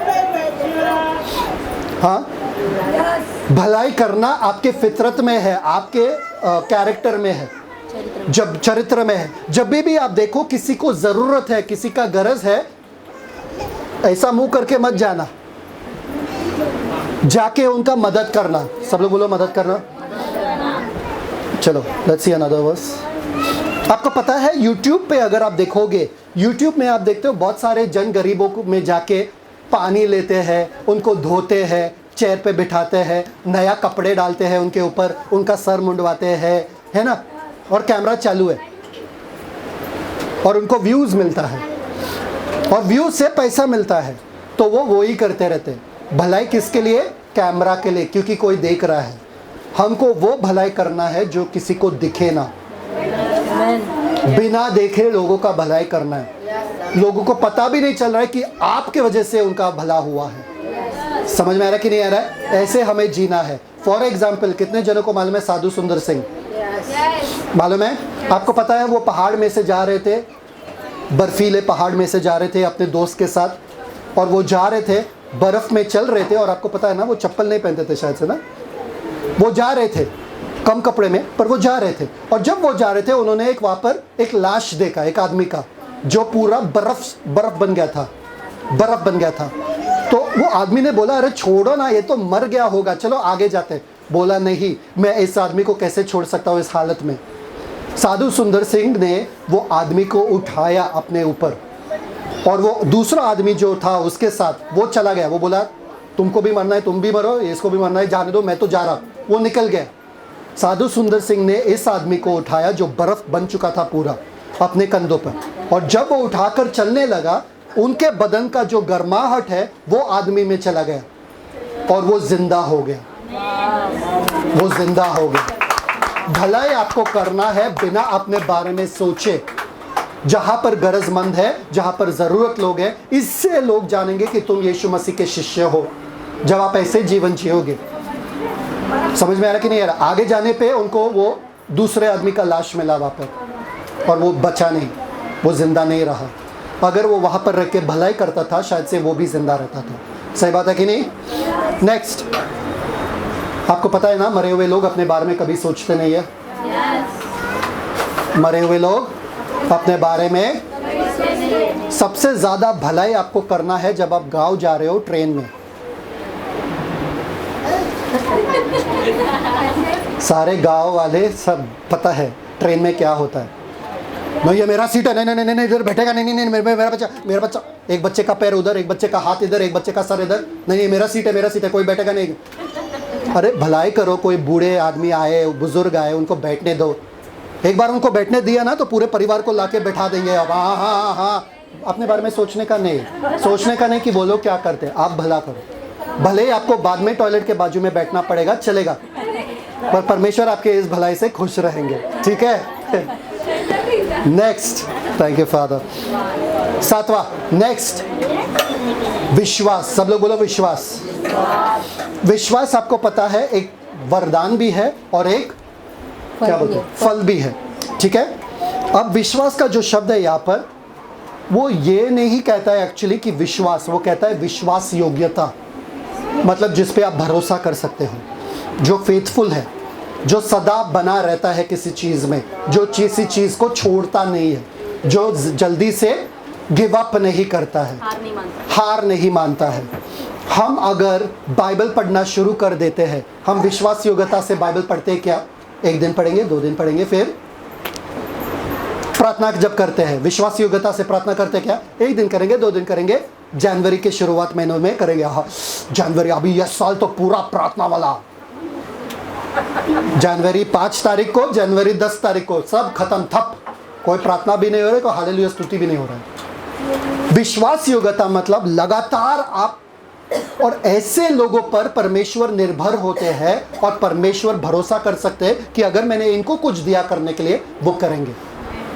आमेन। सोचो अगर कोई सुबह परमेश्वर को बोले कि सुबह परमेश्वर, शायद से ये बोलते थे पहले कि मैं 4 बजे उठूंगा, मैं 3 बजे उठूंगा, मैं हाजिर हूँ आपके लिए, आपको जो बोलना है। परमेश्वर को मालूम है हर 3 बजे, हर सुबह 4 बजे ये बंदा आ रहा है। 1 दिन आया, 2 दिन आया, 3 दिन आया, 4 दिन आया, 5 दिन आया। परमेश्वर को मालूम है हाँ अगर मुझे ये ढूंढना है या इनसे बात करना है, 4 बजे यहाँ पर पहुँच जाओ, ये हाजिर है, मैं इनसे बात कर सकता हूँ। विश्वास योग्यता, सब लोग बोलो विश्वास योग्यता। जल्दी हम लोग हार मान लेते हैं जब हम किसी से प्यार करते हैं, जब हम किसी को यीशु के बारे में बताते हैं, हम जल्दी हमें हार नहीं मानना है। जब भी यीशु मसीह में कुछ नहीं होता है, प्रार्थना से थोड़ी कुछ होता है, चर्च जाने से थोड़ी कुछ होता है, यीशु को छोड़ देंगे, वापस से वही ज़िंदगी में जाएंगे। कितने लोग कलीसिया में आकर वही ज़िंदगी में गए वापस, क्योंकि उनको लगा कुछ भी नहीं हो रहा है यहाँ पे। और क्या है उनका ज़िंदगी आज बदतर से बदतर है। कभी मत सोचना। In fact read 2 Peter 2:21-22। दूसरा पत्रस, उसका दूसरा अध्याय, उसका which was 21-22 ऑलमोस्ट डन ना, 2 ही है और। उसका 21 और 22 वचन।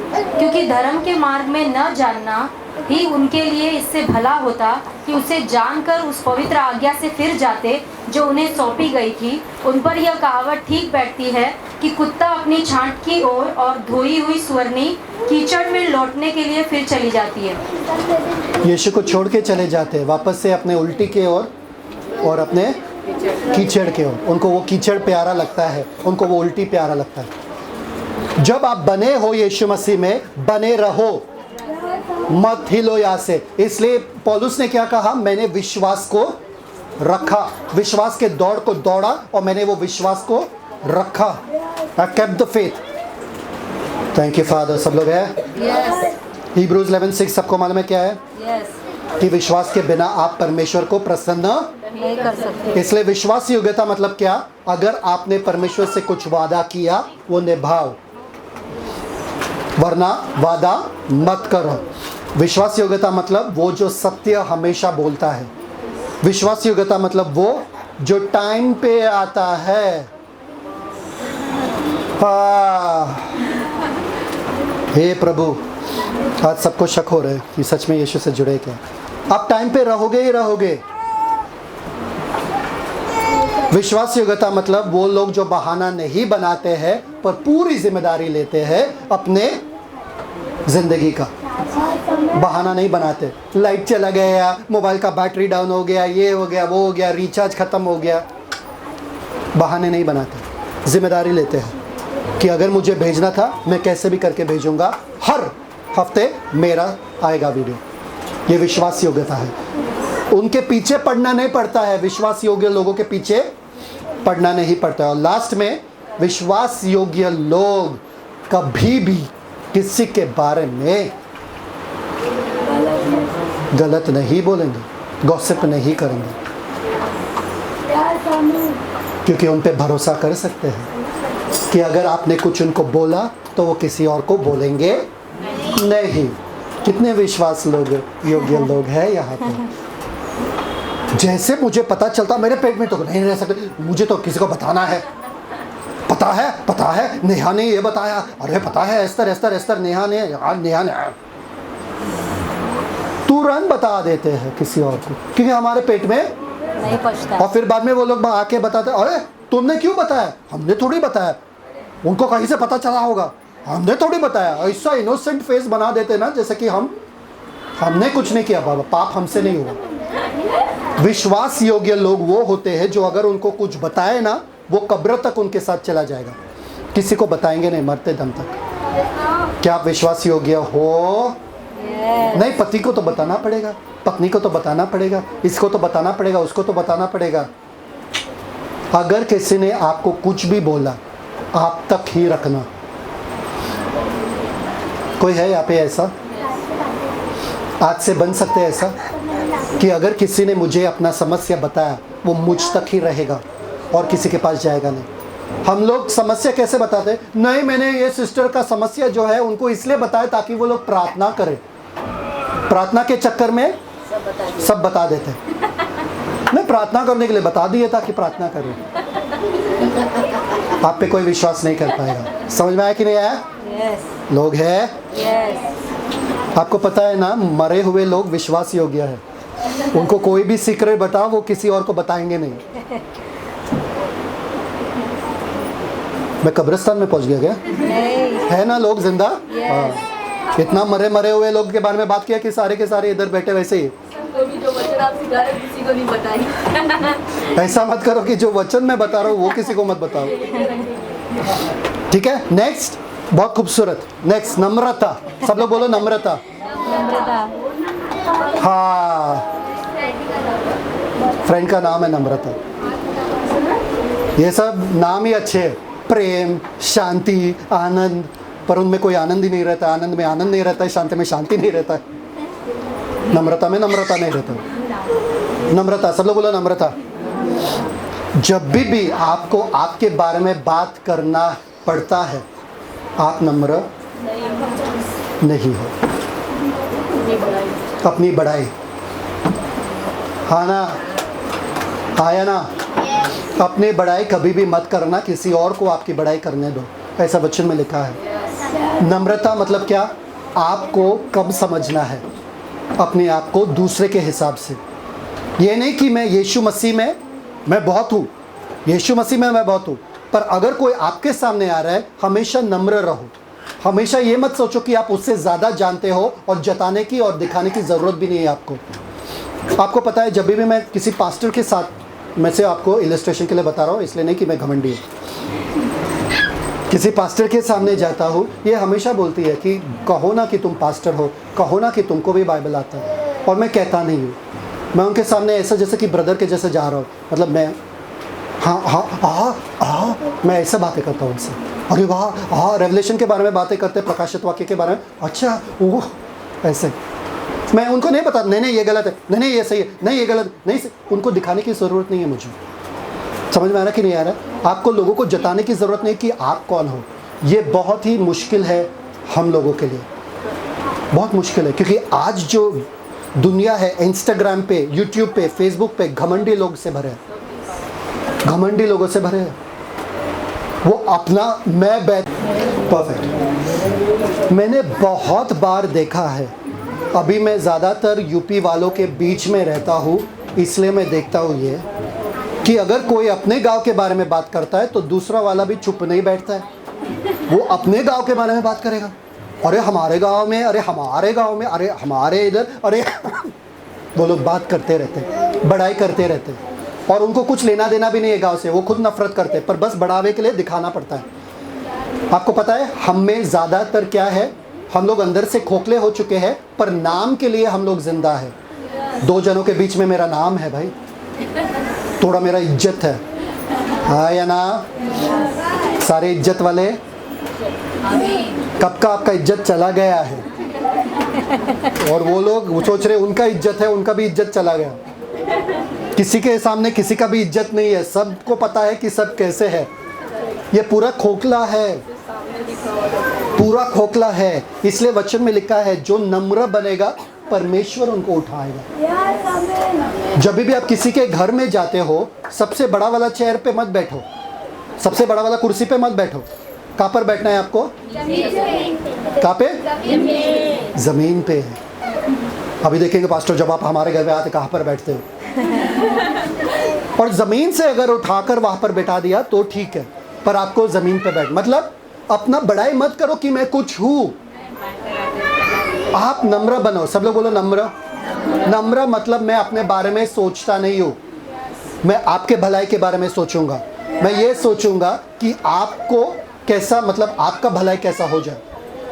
मैं अपने बारे में बात नहीं करूंगा, मैं सुनूंगा आप क्या बात कर रहे हो। ये होता है ना अक्सर घरों में कि पति बात करने की कोशिश करे, फिर हम अपना बात करते हैं यहाँ से, पति वहाँ से बात करते हैं, फिर हम अपना बात यहाँ से कर रहे। मत करो, अपने बारे में बात मत करो। सब लोग बोलो मेरे बारे में बात मत करो। अभी लोगों को लगता है अगर मैं नम्र हूँ तो लोगों को लगेगा कि मैं कमज़ोर हूँ, मेरे पास कुछ बात करने के लिए नहीं है, या मेरे जीवन में कुछ अच्छा नहीं हो रहा है, तो लोगों को लगेगा मैं कमज़ोर हूँ। आपको पता है एक घोड़े को लगाम डालते हैं, करेक्ट, और एक छोटा सा भी बच्चा वो लगाम पकड़ के चल सकता है, और घोड़ा उसके पीछे पीछे चलेगा। सही बात है कि नहीं? सही बात है कि नहीं? पर क्या आपको लगता है वो घोड़ा भाग नहीं सकता है क्या? वो घोड़ा किसी भी आदमी को ख़त्म कर सकता है, तुरंत ऑन द स्पॉट ख़त्म कर सकता है, पर वो करता है क्या? हाथी को किस से बांधते हैं? रस्सी से बांधते हैं। तो आपको पता है हाथी को रस्सी से, आपको लगता है वो हाथी तोड़ नहीं सकता क्या वो रस्सी को? उसको कहते हैं मीकनेस, नम्रता। मतलब मेरे पास सामर्थ्य है पर फिर भी मैं नम्र बन रहा हूँ, उस सामर्थ्य को कैद करके मैं नम्र बन रहा हूँ, मैं दिखावा नहीं कर रहा हूँ। मैं भी बहुत कुछ हूँ, पर तुम लोगों को पता होना चाहिए किसी और से, मेरे मुंह से नहीं। समझ में आ रहा है कि नहीं आ रहा है? Yes, अपना बड़ाई अपने मुंह से मत करो, किसी और को आपका बड़ाई।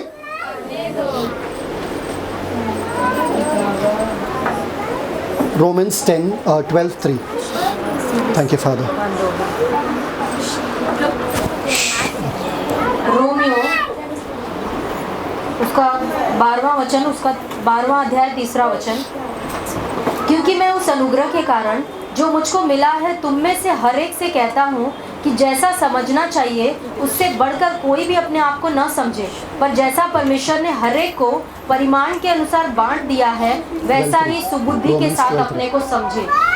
जैसे लोगों को समझना है वैसे ही समझे, उससे ज़्यादा बढ़कर नहीं। शादी में जब जाते हैं, बाप रे बाप, ऐसा फेंकते हैं लोग, ऐसा फेंकते हैं, बड़ाई अपना इतना कर देते हैं और रहता है खोखला।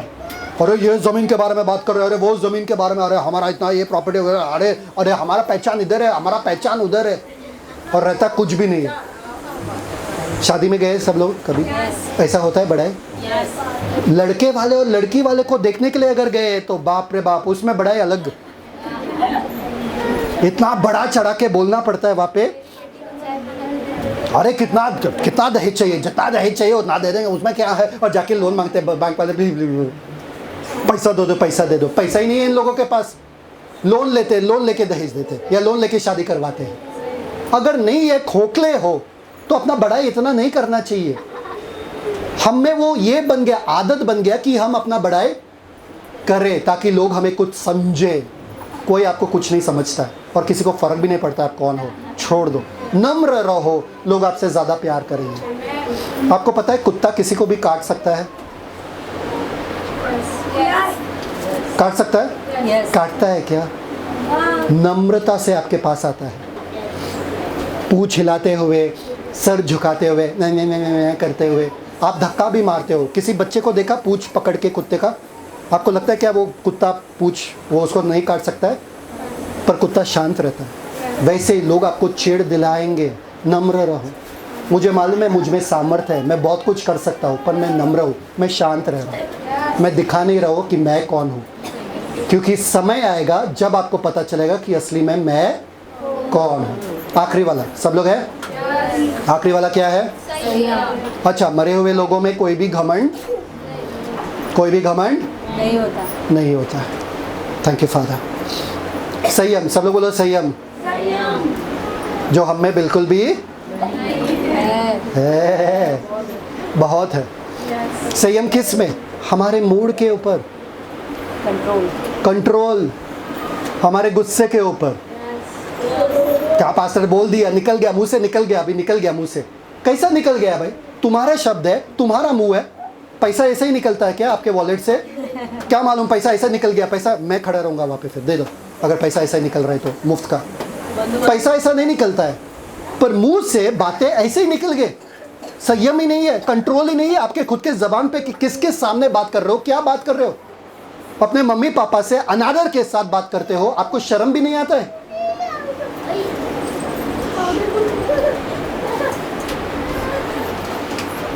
सब लोग बोलो संयम। Thank you father.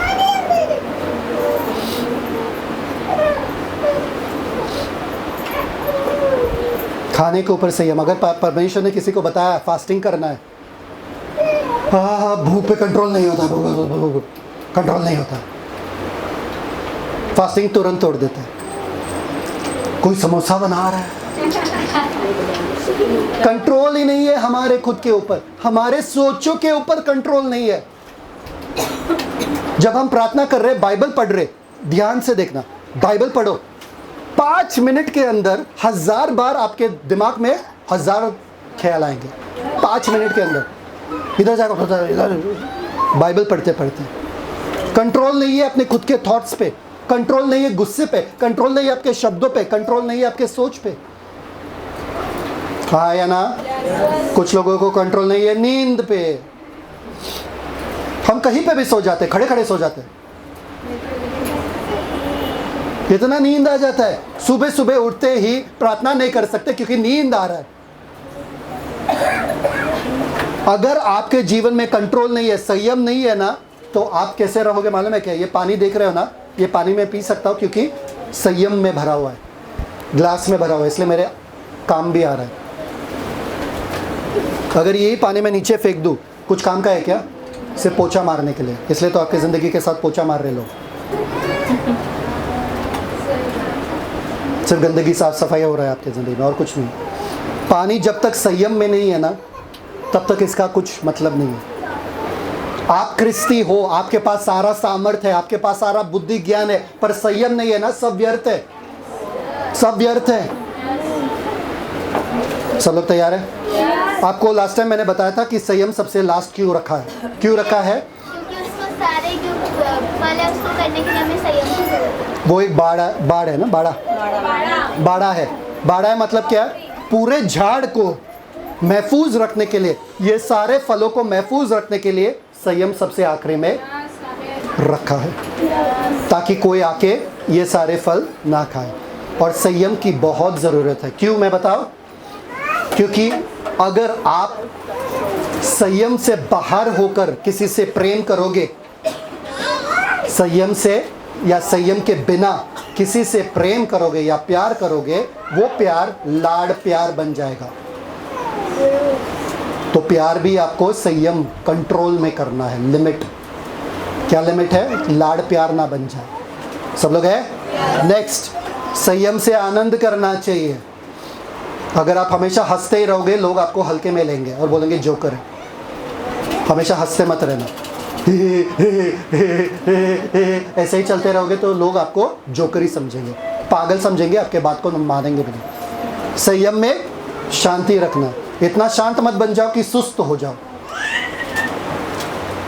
देखेंगे, करेंगे, शांत रहना है। मैं शांत हूँ। इतना भी शांत मत हो जाओ कि बस गायब ही हो जाओ, आलसी हो जाओ। हाँ, सोना नहीं है, उतना शांति। यीशु मसीह सोए थे परेशानी में, मुझे परेशानी हो रहा है, मैं सो रहा हूँ। सोते मत रहना, फिर मम्मी उठाइए मत, मैं शांति। ओके, धीरज, धीरज मतलब इतना भी धीरजवंत मत बन जाओ कि लोग आपका गलत फायदा उठाए आपके धीरज का, कि नहीं ये कुछ भी नहीं करेंगे, ये इनको गुस्सा दिलाते जाए, गुस्सा दिलाते जाए, गुस्सा दिलाते जाए, ये कुछ भी नहीं करेंगे, इनका फायदा उठाते जाओ। नहीं, परमेश्वर का भी धीरज का एक अंत होता है। आपको पता है कि नहीं पता है? पता है कि नहीं पता है? Yes. एक दिन परमेश्वर अपना क्रोध या प्रकोप लोगों पर डालने वाले हैं। तो आपको पता होना चाहिए कितना धीरजवंत होना है, कितना नहीं। तो उसके बाद संयम, कृपा में भी। कृपा मतलब क्या? व्हाट वाज कृपा? जेंटलनेस। जेंटलनेस। इतना भी कोमल मत बन जाओ कि लोगों को लगेगा कि इसके पास कोई सब्सटेंस ही नहीं है, कोई कैरेक्टर ही नहीं, कोई चरित्र ही नहीं है, इसके ऊपर कोई भी चढ़ के जा सकता है और ये कुछ नहीं करेगा। ऐसा मत बन जाओ। समझ में आ रहा है? हाँ ठीक है मैं आऊँगा। इधर भी जाते हो, ठीक है मैं चला, हाँ मैं करूँगा, हाँ सबके लिए हाँ हाँ हाँ हाँ, किसी को ना ही नहीं कह सकते, फिर आपका ज़िंदगी बर्बाद हो जाएगा। ठीक है। नेक्स्ट, संयम भलाई करने में। इतना भलाई मत करते रहना कि कंगाल हो जाओ और आपके घर वालों के पास कुछ नहीं है। समझ में आया कि नहीं आया? लोगों को आदत लग जाती है भलाई का। आपको जानना है कहाँ पर आपको अपना पैसा डालना है या आपको किसका भलाई करना है। ठीक है, वरना लोग लीच के जैसे होते। लीच मालूम है? लीच मालूम है? वो कीड़ा जो चिपकता है पैर पे और तब तक नहीं छोड़ता है जब तक खून पूरा चूसता नहीं, पूरा जाड़ा बन के ही निकल जाता है। वैसे लोग भी रहते हैं। अगर आप भलाई करते रहोगे लोग चूसते रहेंगे और आप देते रहो। लो खून, इसी पैर का खून ले रहे हो, ये पैर का भी है, ये पैर भी है, दोनों साथ खाओ आराम से। ऐसा मत करो। समझ में आया कि नहीं आया? नेक्स्ट, विश्वास। Thank you father. विश्वास करो। इतना भी किसी के लिए हाजिर मत होना कि आप देखिए नहीं मेरा सुबह का टाइम है, मेरा प्रार्थना का टाइम है, मैं उसे छोड़ नहीं सकता हूँ। अरे कोई मर रहा है वहाँ पे, उसके लिए प्रार्थना करना है भाई। नहीं नहीं, विश्वास योग्यता, विश्वास योग्यता नहीं, मुझे प्रार्थना करना ही पड़ेगा। नहीं, जब ज़रूरत है पहुँचो किसी के लिए, प्रेम के लिए। प्रेम भी होना चाहिए ना। किसी विश्वास योग्यता में बैठोगे प्रेम तो भूल जाओगे। मेरे बच्चे गिर गए वहाँ पे, रो रहे वहाँ पे, नहीं मेरा समय है प्रभु के साथ, बच्चे को रोने दो। मेरा समय जब तक खत्म, 1 मिनट, आधा घंटा और बचा है, रुको, रोते रहो। हाँ 15 मिनट, अभी 15 मिनट रोते रहो। बच्चा बोलेगा कैसे माँ परमेश्वर आपने दिया, कहाँ से ये वाला माँ दिया, मैंने क्या पाप किया। समझ में आया कि नहीं आया? तो इतना भी विश्वास योग्यता में मत रहो कि प्रेम के बारे में भूल जाओगे। ठीक है। नेक्स्ट, नम्रता। इतना भी नम्र मत बनो कि लोग आपको कुछ भी नहीं समझेंगे, क्योंकि आप परमेश्वर के एम्बेसडर्स हो, राजदूत हो। आप परमेश्वर के सामर्थ को लेके चलते हो। जब सामर्थ दिखाने का समय आता है सामर्थ दिखाओ, जब प्रेम नम्र होने का समय आता है। आमीन। सब लोग हैं? किसी को कुछ समझ में आया आज तक, अभी तक? यस लोगों का जिंदगी बदला है। Yes. Thank you father. Ready? Yes. पवित्र आत्मा एक डव के समान वहाँ पर लिखा गया कि एक डव जैसे है, सिंबल, चिन्ह। डव मतलब कबूतर, सफ़ेद कबूतर। और लास्ट टाइम मैंने कहा था सफ़ेद कबूतर के 9 पंख है। एक तरफ पे 9 पंख है जो वरदान है, दूसरे पर तरफ पे 9 पंख है जो फल है, और 5 पूंछ पे है जो है प्रेरित, भविष्यद्वक्ता, सुसमाचार प्रचार करने वाले, पास्टर और शिक्षक, टीचर। ठीक है। आपको पता है पवित्र आत्मा का चिन्ह एक सफ़ेद कबूतर क्यों है? मैं आपको कहता हूँ, हर जानवर में और पक्षी में, हर जानवर में और पक्षी में एक कड़वा पित्त होता है। क्या होता है? पित्त होता है, कड़वा पित्त। सिर्फ कबूतर, सफ़ेद कबूतर में वो पित्त नहीं होता है, वो कड़वा पित्त नहीं होता है सिर्फ सफ़ेद कबूतर में। इसका मतलब ये है कि पवित्र आत्मा जिसके भी जिंदगी में है उसमें कड़वाहट हो ही। समझ में आ रहा है? वो हमेशा प्रेम से ही जिएगा क्योंकि पवित्र आत्मा उनके अंदर। सब लोग हैं? आपको पता है इफिशियंस 5:18 क्या कहता है? खोलने की ज़रूरत नहीं है कि शराब से मतवाले मत बनो, मतवाले मत बनो वरन पवित्र आत्मा से भरते जाओ। आपको पता है उस ज़माने में वो लोग शराब को एंटरटेनमेंट के लिए पीते थे। एंटरटेनमेंट मतलब टाइम पास के लिए, मज़े के लिए पीते थे। आज आपका मज़ा क्या है? सब लोग सुन रहे? Almost ending. आपका मज़ा क्या है आज? पवित्र आत्मा के साथ समय बिताने में आपको मज़ा मिलता है या दुनियादारी में? ये आपको चुनना है, क्योंकि पवित्र शास्त्र में लिखा है तुम जीवते पत्री हो। लोग आपको पढ़ेंगे, आपकी ज़िंदगी को पढ़ेंगे। शायद से वो एक ही बाइबल है जो लोग पढ़ सकते हैं, वो है आपका ज़िंदगी। और आपकी ज़िंदगी से अगर ये सब नहीं दिखेगा तो वो लोग यीशु के पास नहीं आएंगे। सब लोग तैयार है कि पवित्र आत्मा, जितना मैं संगति में तुम्हारे साथ बना रहूँगा उतना ही ये सारे फल मेरे द्वारा बहता रहेगा, मेरे द्वारा दिखता रहेगा, और लोग इसे आके खाएंगे, इसका लुत्फ़ उठाएंगे और यीशु मसीह के पास आएंगे। सब लोग है? Last, thank you father. आपको पता है पवित्र आत्मा का ग्रीक वर्ड जो है न्यूमा है, यूनानी शब्द। लिखने की ज़रूरत नहीं है, सिर्फ देखो। और हिब्रू वर्ड है रुआक। सब लोग बोलो रुआक। और यूनानी शब्द है न्यूमा। सब लोग बोलो न्यूमा। इसका मतलब क्या है मालूम है? जब भी आत्मा का शब्द यूज़ किया गया है, ये शब्द यूज़ किया, इसका मतलब क्या है मालूम है? क्या? सांस, ब्रेथ। सब लोग शांत बैठो। पीछे वाले सब लोग बोलो ब्रेथ, मतलब सांस। सब लोग बोलो सांस। जब भी आत्मा का जिक्र किया गया है, सांस का जिक्र किया है। इसलिए आयुब ने कहा the breath of the Almighty gives me life, मतलब परमेश्वर का जो सांस है उससे मुझे ज़िंदगी मिला है। परमेश्वर का सांस क्या है? पवित्र आत्मा। सब लोग बोलो पवित्र आत्मा। सब लोग ध्यान देना यहाँ पे। तो पवित्र आत्मा क्या है? यीशु मसीह ने भी कहा कि तुम हवा के काम को देख सकते हो, वायु के, हवा के काम को देख सकते हो, पर वायु को नहीं देख सकते हो या हवा को देख नहीं सकते हो। ठीक है? तो न्यूमा रुआ। सब लोग बोलो सांस। सांस। सांस ऐसे ही लिखते कि ऊपर चंदू। सब लोग बोलो सांस। सांस। आपको पता है परमेश्वर का नाम क्या है? पुराने नियम में कहते हैं परमेश्वर का नाम है याहवे। इट्स ओके, यहोवा। सब लोग बोलो यहोवा। परंतु जब पुराने नियम लिख रहे थे वो लोग ये नहीं डालते थे, ई आ ओ यू, ये सब नहीं डालते थे। तो पुराने वाले जब लिख रहे थे वो हमेशा कैसे लिखते थे? WYH WH। Yahweh. Thank you Jesus. क्या लिखते थे? सब लोग ध्यान देना यहाँ पे। YH WH। सब लोग है यहाँ पे? यस। इसको प्रोनाउंस कैसे करते हैं? आप कैसे इसको बोल सकते हैं? पढ़ो ये वाह वाह वाह। ये यहोवा है, ये यहोवा नहीं है। याहवे। यहावे कैसे प्रोनाउंस करते हैं? नहीं, याहवे प्रोनाउंस नहीं होगा। य छ ह W एंड हो। कैसे? मैं बताता हूँ आपको। गहरे सांस लो अंदर और छोड़ दो। इस तरह से इसको प्रोनाउंस करते हैं। या आपका सांस ये नाम से जुड़ा हुआ है।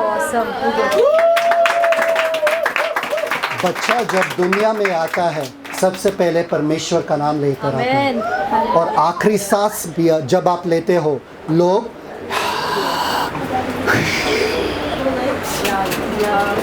मरते मरते भी जाते हैं। अगर सिर्फ नाक से भी लोगे सांस तो आपको सुनाई देगा यही शब्द यहोवा। परमेश्वर का नाम आपके हर सांस में है, मतलब पवित्र आत्मा आपके हर सांस में है।